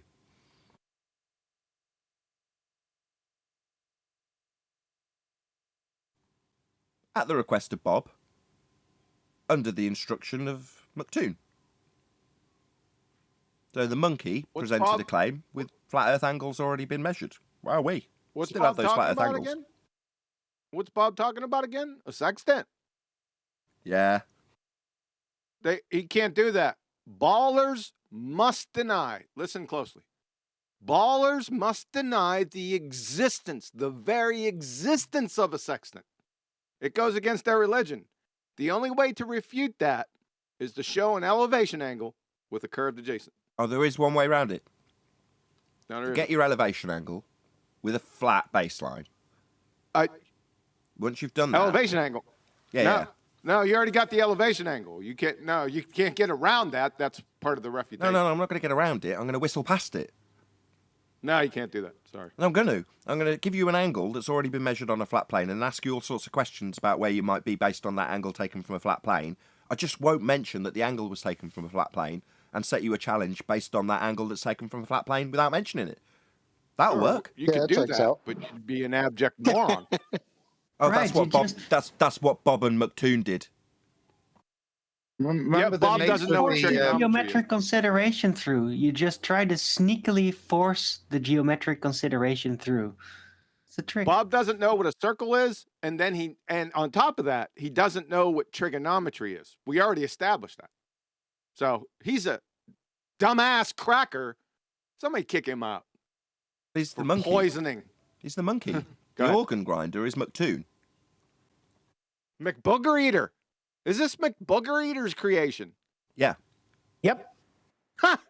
I thought, does he still have a channel? Apparently so. I don't know. I'm not a McToon watcher. I don't know. Might not. I don't know. Anybody know if McToon's still got a channel? Yeah, he's still going. He's not outrageous or anything. Oh, brother. I'm sorry, Nathan asked the question. No, you're not reading between the lines. You're interrupting a plug for something. How dare you? It's like the most cardinal rule here. Yeah, I swear there's a signature numpty clip on McBooger Eater.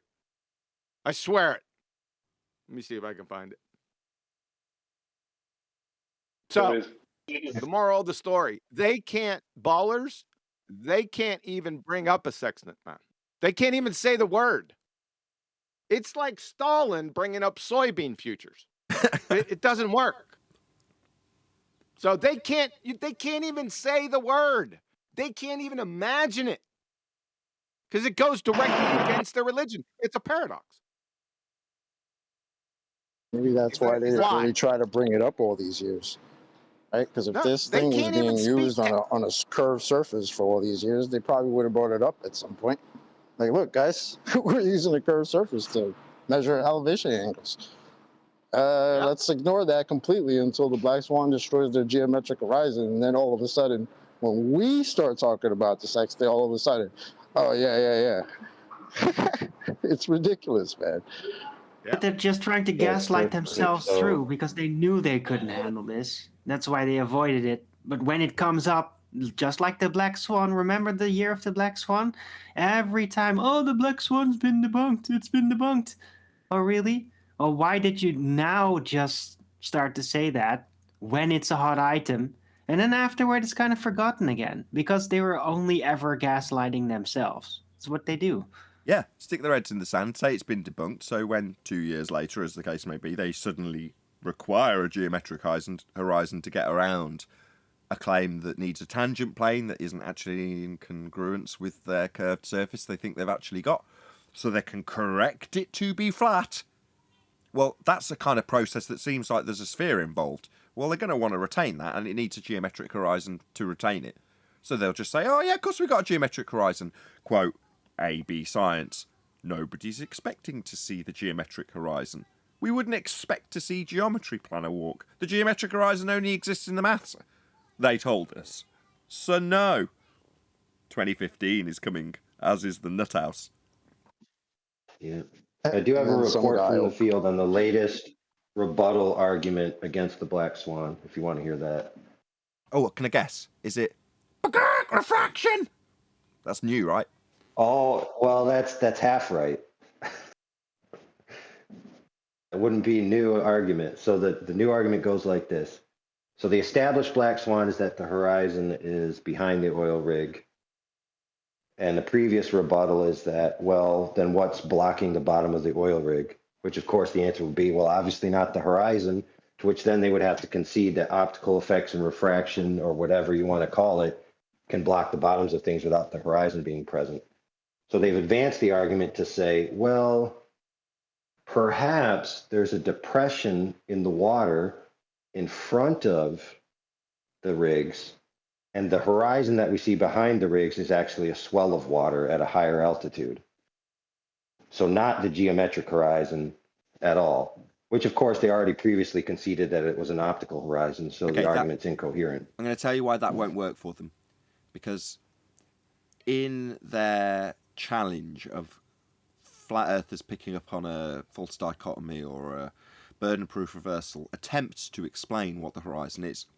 And all of those attempted explanations, good or bad or indifferent, are listed as here's what flat earthers claim is the cause of Earth curve. Now, in their column, they've only got one thing, R.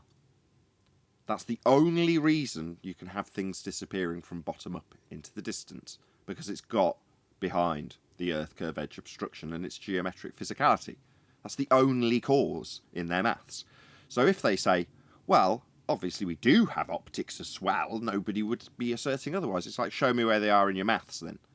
Where's an angle to the target in your curve maths? Oh, there isn't one, there's just one straight line. That doesn't form an angle, it's just a single straight line in Muppet vision, orthographic view. So where is it in the maths? It isn't. There isn't anything else in the maths other than Earth curve. So if it's not claiming it's Earth curve, they can't strap on extra little bits to the maths that they haven't got. They haven't got it. It's not in their maths. What is in their maths? Earth curve only. The only cause of things disappearing into the distance, according to their sphere belief, is the sphere edge horizon we debunk with the black swan. Nothing else. Are they claiming normally the water line is above the oil rigs? So the oil rigs are underwater normally. Well, no. An evolution. As comedic as that is, Hold on, anyway, I know it's done for humour, but no. You can't add ad hoc claims to the sphere Earth calculator and its claim of physical geometry at the horizon. That is the claim, full stop. There's no ancillary or ad hoc explanations that anybody can offer, because that is the claim. It's laid down for them, not so they can ad hoc and add stuff to it, no. Where is it in the maths? It isn't. We know what's in the maths, we've looked at it. That's it. It's all based on one thing, That's all they've got to claim. It's the only reason things are disappearing into the distance. If there's another reason, that means your Earth curve calculator fails. It did anyway, you didn't have R for it. We debunked that with the black swan also. So they haven't added a disclaimer?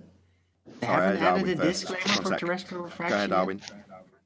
Sorry, I just wanted to ask, he hasn't added a terrestrial refraction disclaimer yet? Like, this curvature calculator works geometrically, but it doesn't take into account terrestrial refraction. A terrestrial refraction's the same claim. Terrestrial refraction is an R-based mathematical derivation through sphere-shaped air in the maths. So when I say they've only got one thing in the column, it's R. And if you say, well, they've also got 7/6 R. No, that needs R. That's just R again. Yeah, you're still going to need a radius. I was just asking, did he make a notification, right? He should, to update. Otherwise, the whole thing becomes so pointless. Yeah, but R isn't refracted with 7/6 R. R is just R. R is just the radius to the geometric tangent point horizon they claim when they say the Earth has an Earth curve edge at the horizon. That's the claim. Refraction, well, if you're refracting targets with respect to the geometric horizon because it doesn't quite work out on that day, then you're still claiming physical geometry at the horizon. That needs R. Yep. Yeah, so an interesting point is that this is actually an evolution of an argument that Bob Aruni had with Ranty back in the day, where Ranty invited him on his show to give a presentation about the Titanic, and afterwards they were talking about the Black Swan, and Bob provided that classic, second Black Swan image that the Globers put, where there's, lots of water, and you can only see about half of one of the rigs and a third of the other rig, right? And so Ranty was like, okay, when was that taken? He got the information, looked up the tidal charts that day, and it turned out that there was a tidal bore swell, meaning that the plateau from which tides and waves would be created from was higher that day, and it actually intersected, the height of the observation point. So in other words, on that day, it was a swell of water that was in the way, not the Earth curve horizon, to which Bob replies, oh, it's still the horizon. It is. He's right. That's why as much exactly. Correct. So props Bob. At least he got the rhetoric correct. Because that is the case. As much as you're saying, well, that's wrong. How can it be? Well, yeah, you're right in your summation after the fact. But the reality is the rhetoric remains the same. There's only one thing in the column, Earth curve. So when Bob says, well, it's still Earth curve, that's in line with the rhetoric. It's just obviously from the outside you go, how can it be? It doesn't move with the weather. It's a physical thing, right? It's a hill in the way. The edge of the hill being the thing you're claiming the horizon is. So no. But yes, the double-speaking fundy has to then chant, no, it's still Earth curve, because that's the only thing he's got to claim with his maths. Wait, Yeah, I remember are we talking that. about the same extra picture that actually QE posted in his first presentation of the Yes. Black Swan? Also a black swan. Yes, Chocolate. Really? I remember that time that Bob was on Ranty's. I remember Ranty had video, or Bob had video, that was from Travis, the Plain Truth, that he had gotten earlier, I think earlier that day or earlier the day before, from that exact same location that BLMSB 69 takes his observations. But Ranty had gotten information off of Travis to do with his observation that Bob wasn't aware of. And Ranty was able to present that. And that, I remember that was the killer end of the argument.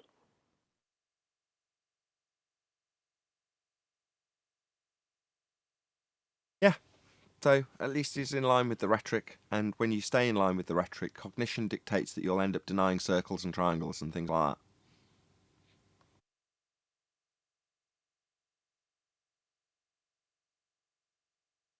Well, Globers only get it right by mistake. The best is when you'll get a globe will come in and be like, well, show me where the globe claims you can even see the geometric horizon. That's my favorite. Oh, brilliant. It's here in the maths marked with an X labelled horizon and a tangent point to anything claimed to be hidden by it. There you go. It's the fundamental premise of the sphere claim in the first instance. Who claims it? Also, they do. Also, they might want to check their National Geographic. Seem to be subject matter experts on this, because with big globe in the front, where they describe the geometric horizon, actually define it as the visible.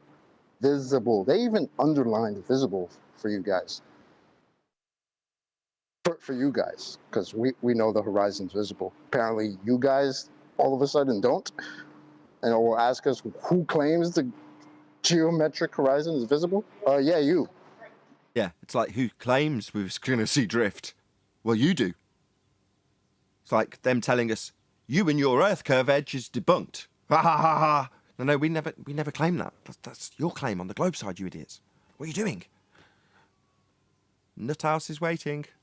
Where's your edge? Well, we have a couple. We have a couple warriors, Baltard warriors in here. They're chat skank warriors. No One and Kessler. Would you like to open up your mics and discuss your globetard? I got 2-1 odds. We don't hear a thing. Any advances? Any takers? Come on, champion chat skanks. Boy, you're talking a lot in chat, as usual, right? Oh, just you're went freaking up to 3-1. Cowards, right? You're dumbass cowards. 3-1 against. Any takers? 3-1 against. They're not going to bite, but it would be nice if they would. Come on, don't be shy. Come on, No One, say sextant. You can't even say it. Flat earthers, the moment they say sextant, even before they get on to their fairy tale about the sextant, as soon as you hear sextant, stop them right in their tracks. They can't say it. They can't think it. Yeah, I don't think you're understanding this. You guys getting this? So, let me tell you. Sextant sole purpose is to measure elevation angles. The only way in the history of the world to measure an elevation angle is with a flat adjacent. They have a curved one. So it's against their religion right off the bat. They can't even look at one, a sextant. They can't even conceive of it. If somebody says sextant, what is it? What is vampires? As soon as you show a vampire cross, that's it. Get it? Probably take 3 months for everyone to get that. No, you have to have faith with the cross. I see your point with the sextant, though. Yeah, they can't even say the word. I agree.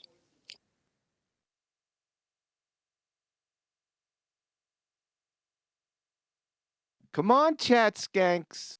Come off mute.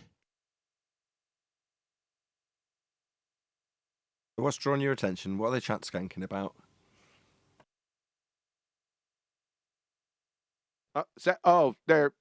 Well, Kessler thinks he's some type of scientist. Of course, he didn't even know what a hypothesis was. You know, the usual thing. And no one was on the back of Bob, the pseudoscience fallacy guy that doesn't know what a circle is or trigonometry. He was just on his back, you know, just like not white knighting, you know, just riding on the coattails of the sextant. So come off boot, no one. Hold on. To So be he was fair to no smurfing one, around. he did explain.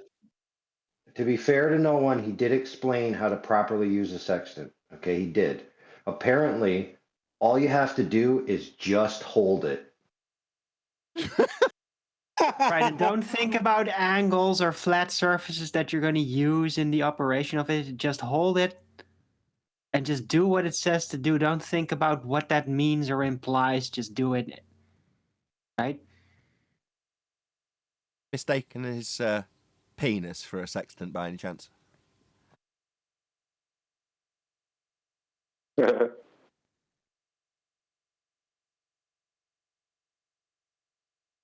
Carry on, Nathan. They're not coming off mute. They're too scared. If somebody challenged me like that, I would be hot on the button if I had an argument. But what are they scared about? Why don't they just? I don't get it. It's just where's your curve adjacent? That's it. Should be pretty simple, I think. Why are they here? I mean, you can't get much globe confirmation bias here, so I don't really understand the chat skanks in the server. I mean, I don't pay much attention to the server beyond doing the live stream, so what the audience sees is what I see of the server, and that's about it. So, what are they trying to achieve? I don't understand the psychology. Filler. This is all about filler democracy, right? They can't win any single argument. They can't even just pipe up a single word without getting completely crushed. But they can still sit there and fill up a space and give the impression that there's still a reason for the ball to be around. So that's what they're doing now. It's like their passive, silent protest. Like, we know we're wrong, but we're not going to go away. Peaceful demonstration. Maybe they have a photograph that we're supposed to explain. And by explaining it, that means we're supposed to refer to the curve calculator. The curve calculator? I mean, of course, that's how you get curves. You put numbers into a curve calculator, and there you go, curve, hey! Right, I'll break down why it gets labelled, right? Starting off with begging the question. So, begging the question, proof of nothing, perspective hijacking Earth curve calculator. Why begging the question? Well, because the clue is in the title. No matter what outcome you process through that methodology, that calculator, what do you think the result will be? Well, it'll be an Earth curve result, because it's an Earth curve calculator. So, Earth is already a sphere before you do anything. It's begged the question of Earth being a sphere for you. So it's a begging the question, proof of nothing. Because we don't have a geometric horizon to measure as asserted in that Earth curve calculator. So what are you measuring? Something that only exists in the maths? Something that we wouldn't expect to see? Something that nobody's expecting to see, as per the quotes from your side? Well, that's not very much proof of anything, is it now? No, that's right, it's proof of nothing. Perspective hijacking. Because the actuality of what you see with your eyes or a lens isn't represented in Muppet vision. That's orthographic view, where you see the side of your own head and the target at the same time. Well, that's not comparable to what you take with a picture or through a camera lens. You don't see the side of your own head when you're doing the maths, but you do in theirs because it removes perspective. You've got a single line between you, the observer, which you can see your own head, and the target. Well, that single line can have any value put on it you like, million miles. The target will still be 100 feet. Doesn't matter what distance it is. So therefore, when you draw out two straight lines and call it a flat plane in Muppet Vision, you go, we should see this at 1,000,000 miles. Because look, I can draw a straight line from me on the left to the target on the right and write 1,000,000 miles on the line, and there's nothing getting in the way. So they hijack what we actually experience, which is perspective, in a linear fashion, and make it comparable on the big scale to a squared function over a short distance up to about 1,000 miles. They've just hijacked perspective. So hence, perspective hijacking, Earth curve calculator.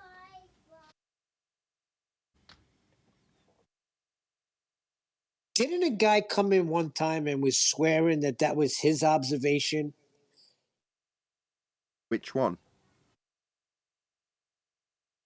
He kept saying, "You're gonna tell me what I saw," but he had to draw a picture of it, and in that picture, of his own head. Yeah, the Muppet Vision guy. Yeah, he claimed that was my His view. experience. Yeah, while it it's wasn't his his experience. Right. while telling us that nobody could see like this, but I saw like this. Yeah, that's the it guy. was an English guy. He came about 6 months ago, and he was describing Yes. how he's going up to a lighthouse in a boat, and then he starts describing it with him on the left-hand side of the page and the lighthouse on the right-hand side of the page.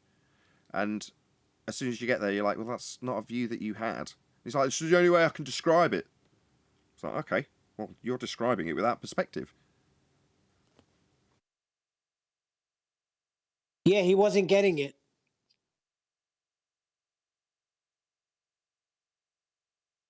So, yeah, Also, There's if an he official, there's an if official he- artistic practice before you render an image with, in a drawing or a painting.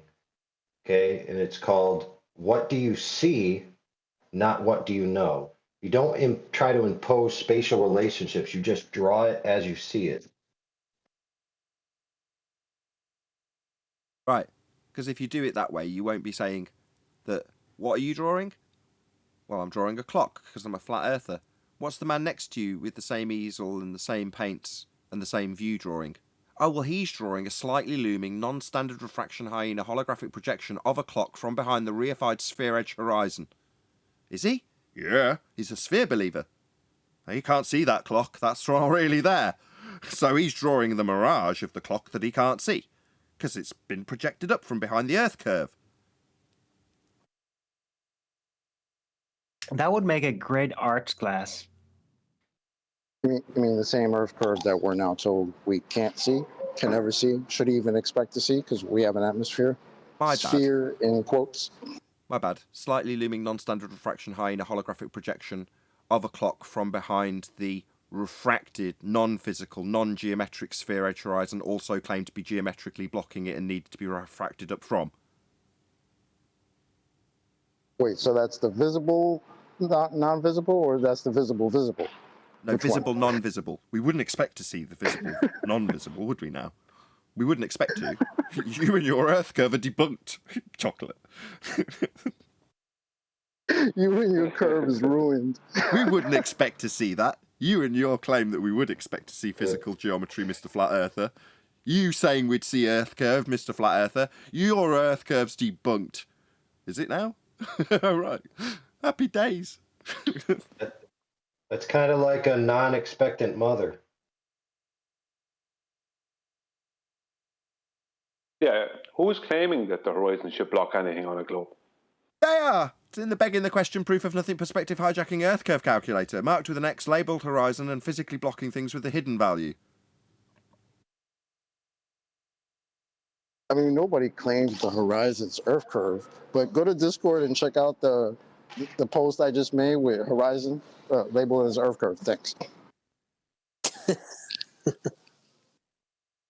Like I say, all of this is going to cause pain, but there's a minor amount of plausible deniability in the person's mind through the cognitive dissonance that this leaves them with things like the black swan. That's, going to get them by just about. It was tolerable, not noteworthy. Now, I think completely differently, and like I said in this pre-show, I even sat down with my wife and made a note of this with her. I'm like, this is a noteworthy time to be pointing out, so that in 6 months from now, when the shit hits the fan for a lot of the people on the opposing side that cannot get around this argument, and even if they think they can beg the question, they have to correct it to a flat plane. You know, that's going to leave a lot of people in a lot of pain over time. And it's starting to happen already. I'm already seeing it. Yeah, they're telling us how flat it is. We said it a while ago. Holy shnikes, this is going to leave a mark. Yeah. So Highlander, for example, you know, you telling me I'm not allowed to have any flat planes on my sphere? No. You know, prior to this argument, before the elevation angle argument, we were being told, no, even flat is bent. You know, if you've got a completely flat salt flat, that's actually bent. You know, it's only, you know, you at whatever given point with respect to gravity on a sphere, because everything's all spherical. Even flat is spherical. Flat is curved. That was their, or Bev's tagged this as bendizontal. So, okay, so we firmly established that even if it looks flat and you're claiming it's flat and, you know, it's always definitely spherical. Because that's the only way the maths can work. Back to, they've only got one thing in the column, R. So, okay. So we're all clear. It's always spherical, no matter what circumstance, even if it appears flat and measures flat, that's also spherical. Okay. So how did Al-Biruni utilise a flat plane to get the height of the mountain? Are you telling me I can't have flat planes on my sphere? No, that's a geometric certitude that you argue for all day long. It's a principle of a sphere that it doesn't have any flat surfaces. Yeah, he seems shocked. Highlander seems shocked about it. Go ahead. I just wanted to say that's why they call it the salt curves. Right? That's why they call it the salt curves, not the salt flats. But they're not going to get around this. There's a major problem with that assertion, and that's that if you have a flat spot that's etched out of a sphere, it cannot be horizontal. It actually, from your reference point, would be reciprocal. Reciprocal slopes. Yeah, you're it in would. the center of it. That's correct. Based on the principle that you're always perpendicular to gravity at the top of a sphere-shaped surface, and that's true for flat surfaces being bendizontal, then if you actually experienced a flat plane on a sphere surface based on their assumptions of gravity and the way their sphere's laid out, it wouldn't actually be a flat surface. That's correct. Paradoxically speaking, they can't have a flat surface on a sphere. Right, and and terrestrial refraction would make it seem slightly concave as well. Exactly, they'd have a dish. It wouldn't even seem. It would seem like a dish that slopes away from you from your vantage point. Yeah, well, they'd never be able to establish horizontal because they'd never be able to determine where or what it is within their paradigm. There can't be a horizontal. They can't claim this is horizontal because how can you? No, they can't. But that's why QE is saying they can't go near a sextant. You know, the only thing they have to do is leave all their sphere belief at the door. And if you come through the door carrying it, you've got to correct for it. Get it flat. You've got to be doing this flat. Yeah, but Highlander seems so shocked about it. Yeah, that's what I mean. Why can't I have it flat? Right, he's not the sharpest tool in the box now, is he, Neil? But yeah, he's getting it. So how do you think the higher-ups are going to be getting on with this? Do you think they're going to be processing it and, you know, writing it off because they stick their head in the sand and say refraction? No, they can't do that with this. All of them are in the same boat. And I mark this day and say, going forward, this is going to cause problems mentally. I'm not just saying it for humorous effect. I mean it. I'm absolutely sincere in that. Well, they still got locally Highlander flat, just though. seemed the biggest problem that he seemed to have was that Al-Biruni he thinks that we think that Al-Biruni was measuring the whole Earth as flat. So he was like, well, according to this diagram, which he says, oh, this is just a diagram. Al-Biruni, nowhere on this diagram does it say that the whole Earth is flat. The part he doesn't really get, it's like, hey, buddy, the part that he was measuring required a flat plane, so yes, that's flat. Yeah, and when he makes his assertion utilising the horizon, the measurements include the one taken from a flat plane. So they are dependent on it being accurate as a flat plane as he measured to derive the R value.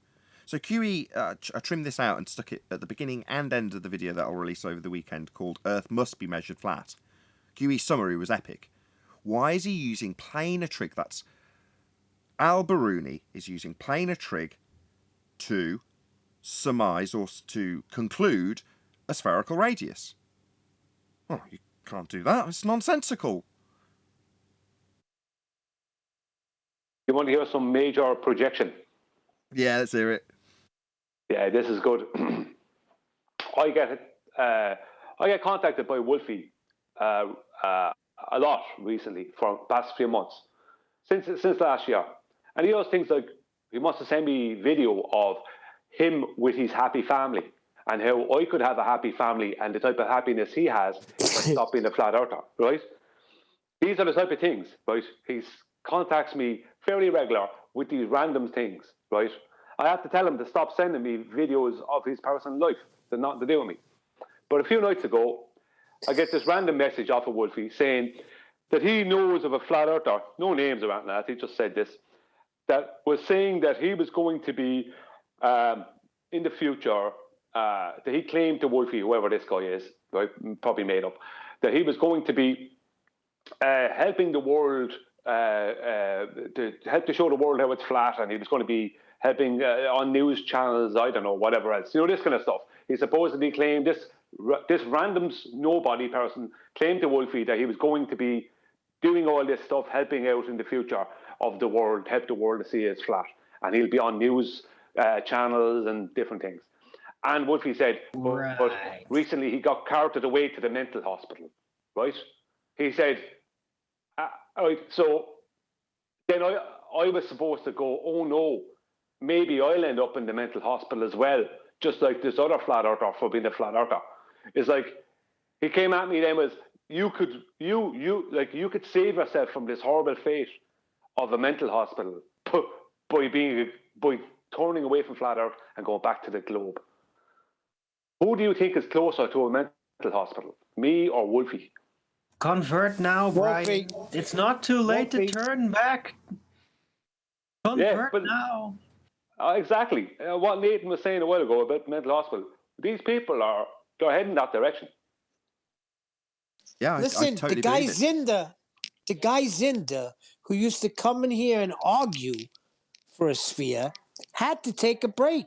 He had to get away because it was causing him too much anxiety. I have no anxiety. I sleep beautifully.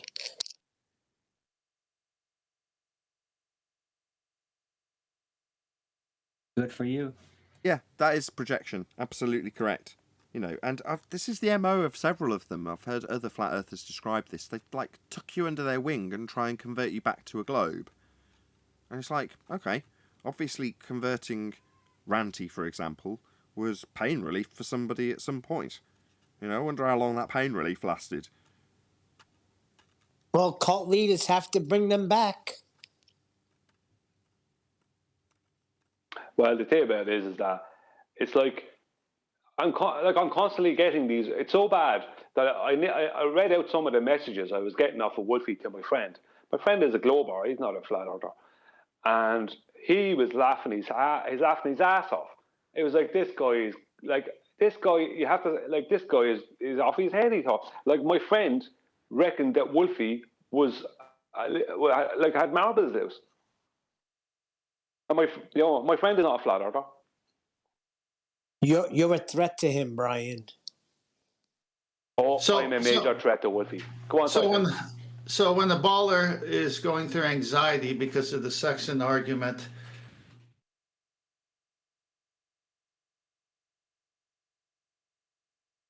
yeah, yeah. Don't leave us hanging. Am I still here? Am I still here? Yeah. We didn't hear you. Okay. Hello? Hello? Yes. Can you hear me? Yes. Your satellite's not working.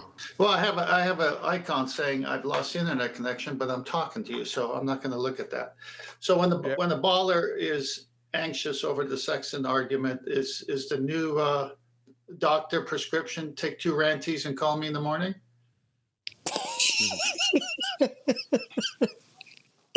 Oh boy! But has anybody else experienced this, where they've had some glober / anti-flat earther take them under their wing and try and convert them back to a globe? Just Brian. Okay, nobody here. No, they still try it on me. I still get the comments every now and then. So yeah, they keep trying. They do it with everybody. With me, it's wishful thinking. Nathan really thinks it's a globe, he knows. It's like, yeah, wishful thinking ain't going to get you out very far. I haven't just got that treatment for Wolfie, I've gotten it off others. Now, Wolfie is the most prevalent, obviously, but I've gotten that taking you under the wing stuff, and I'll explain the globe to you so you can see where you've misunderstood, and then you can come back to the flock or whatever. I've had that lots of times. I get that a lot, actually. Oh, he wants to read you a story time. Oh, that's cute. Yeah, a lovely globe story. Dude, that's straight out of like Gestapo and communist socialist republic tactics, where you endorse the imprisonment or hospitalization for mental issues for dissenting opinions. So that just shows the nature of that man's character quite clear. Hold on, are you going to now parallel with what I've said? Because I'm not suggesting that people should be mentally incapacitated. I'm saying that the mental anguish that this will cause, and I'm seeing exhibited by our opponents, will lead them into the mental hospital. Not that they should be committed, or that I'm in any way suggesting that people should be locked up or committed when there's no need to be. I am suggesting that it will cause mental pain. No, he's just stating that the type of behaviour that Wolfie is displaying is the type of behaviour that where Wolfie, let's just say, would quite happily put me in a mental hospital if he had the power to do so, just to get me out of the way. Quite happily. Yeah, it's quite vindictive from the anti-flat Earth side, you know, and they express it and get away with it, which maybe will change. I mean, from what I'm being told on the grapevine, that is now changing. So about a year ago, I was like, it's only a matter of time before the essentially bullying and vitriol that we suffer as flat earthers won't be tolerated indefinitely, in my opinion, by YouTube. Eventually, they'll catch up with it and go, no, this is at a societal level, and indeed YouTube terms of service level, not tolerable. So when you hear, all right, this person's not getting monetization and this person's being demonetized and that person, on the anti-flat earth side, you're like, oh, right, well, clearly YouTube have caught up with it eventually. You know, what they do to flat earthers, anti-flat earthers that is abhorrent. It's pretty disgusting behaviour. And at a societal level, because it's aimed at flat earthers, it seems, or it was, maybe that's changing, I don't know, acceptable. Well, you know, if you step back and go, how is this person just treating a fellow human being? You go, that's pretty disgusting. Yeah, I have to say that I get a lot, and I get, not that I have gotten, I still get it right up to the present day, a lot of racism, a lot of attacks for being Irish. Not that I care, because that means I'm winning, but I get a lot of that. Typical Irish baby.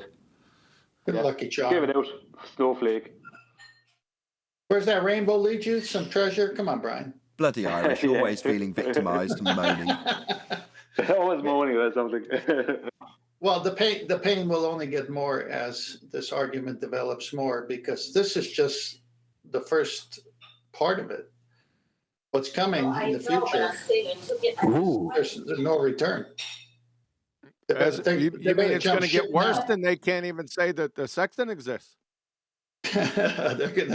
What's coming is so bad for them. They better get on the life raft now, or else they're going down with the Titanic. I don't think you could get any worse. No, I like your formulation of that. They have to stay away from that word sextant. Yep. But there's other words.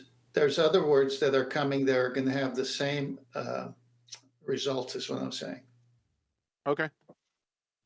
I'm surprised the you guys know progressed. if you're experienced with kids. Go ahead. Go ahead. No, you go ahead. Oh, I was going to say, you guys know, like, if you had experience with kids and stuff, like, they come across these words which are so taboo that they feel this expressions, they have to write them on walls or in their notebooks, and then they giggle. And, you know, one of those words used to be sex, S-E-X. So now it'll be sextant. Shh, don't say it. Right. That's a different angle to that argument. Well, what's happening is...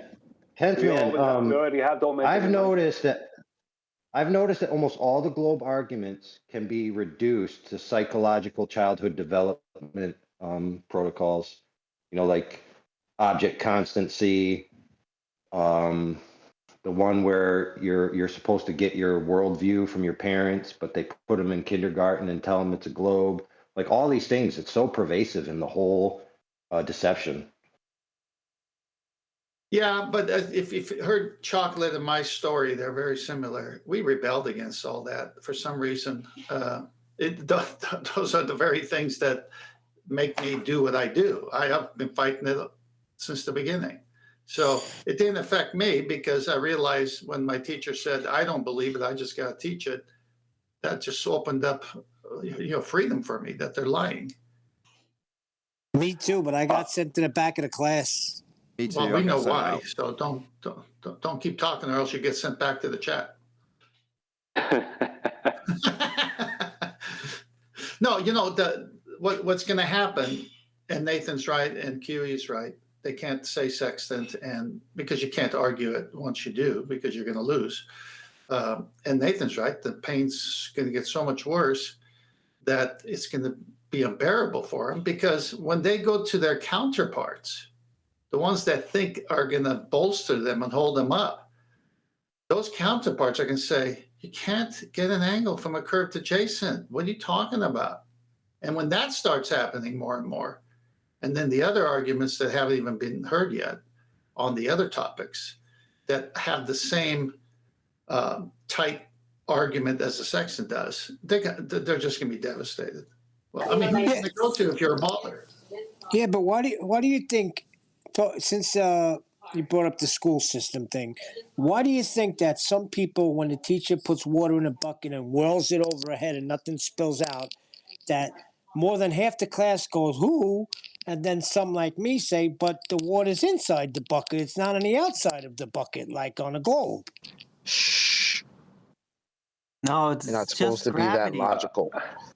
It's just trying to describe you how a presumed force of gravity can be in all directions, right? It's a simulation to make you understand how gravity could work. Yeah, you wouldn't have the bucket without gravity. It's not an just a emulation of the teaching. Earth. It's just a teaching of further fallacious reasoning. Exactly. That's all they're doing.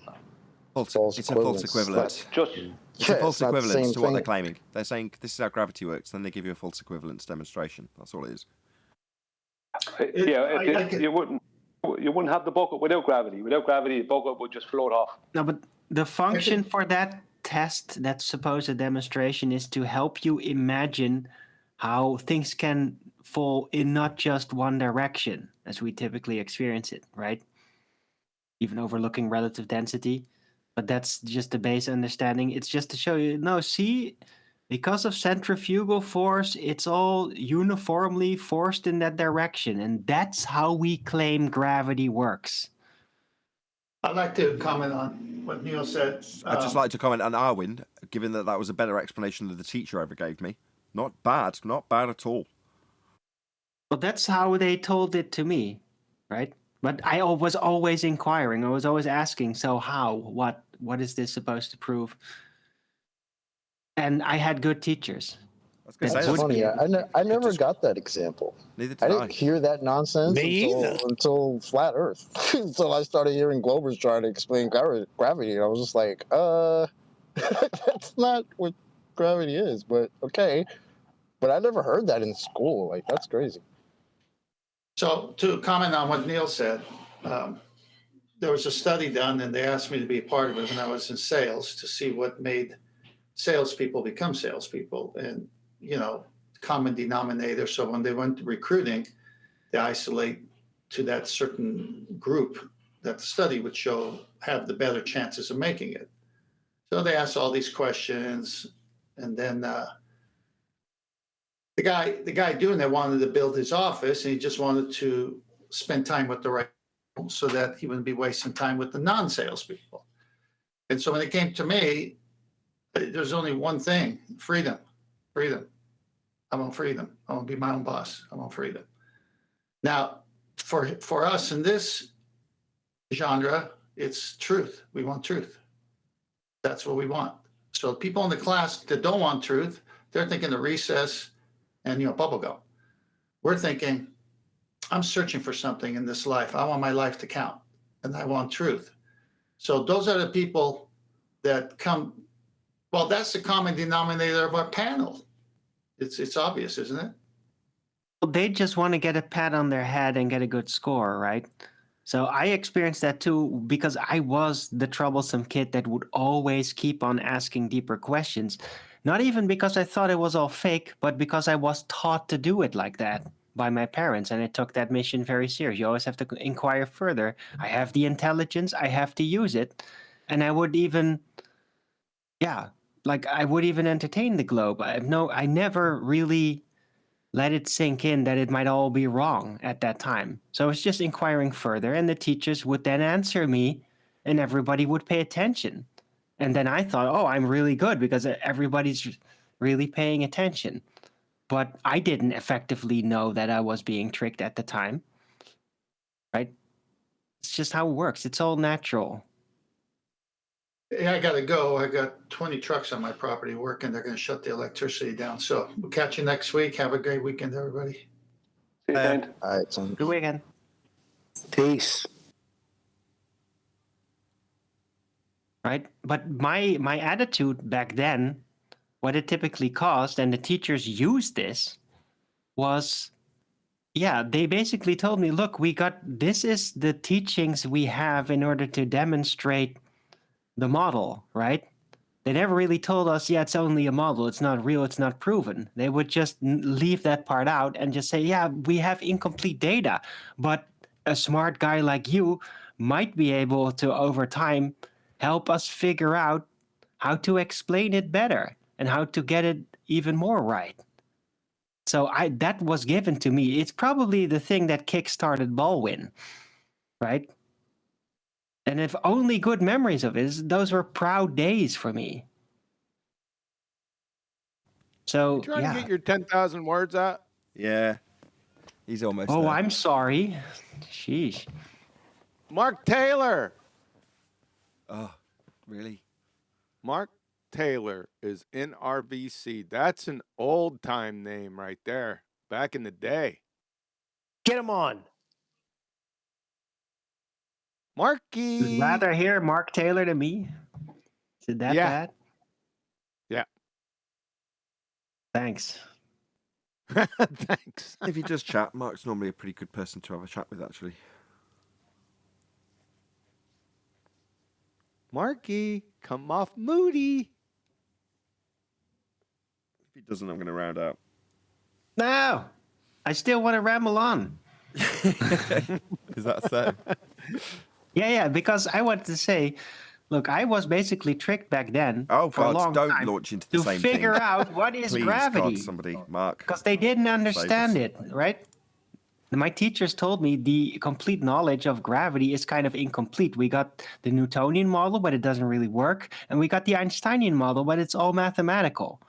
So it's even the teachers in their own way didn't have a full grasp, didn't have the full understanding that they were teaching false teaching. They were still under the assumption that it was a work in progress. And then they just encouraged everybody to help. So help us figure this out. And I bought it back then. Okay. That's it. I got a great question for the ballers that they can think about after this show, an application to Al Baruni and specifically to Highlander. And if you could answer this question correctly, I'll pay the fee for Brian to do a debate with you. How did Al Baruni account for the inverse slope that he created when he imposed a flat plane onto a sphere? With that, I'm going to say a huge, massive, enormous thank you to both Discord and G+ panels for making today's after show possible. And of course, a massive thank you to all of you in either Nathan Oakley 1980 or Nathan Oakley Premiering Streams for hopefully smashing the super chat, liking, commenting, sharing, subscribing, joining as a Nathan Oakley 1980 channel member, smashing the PayPal link, and all that good stuff. I've been Nathan Oakley, and I will see you all in the next video.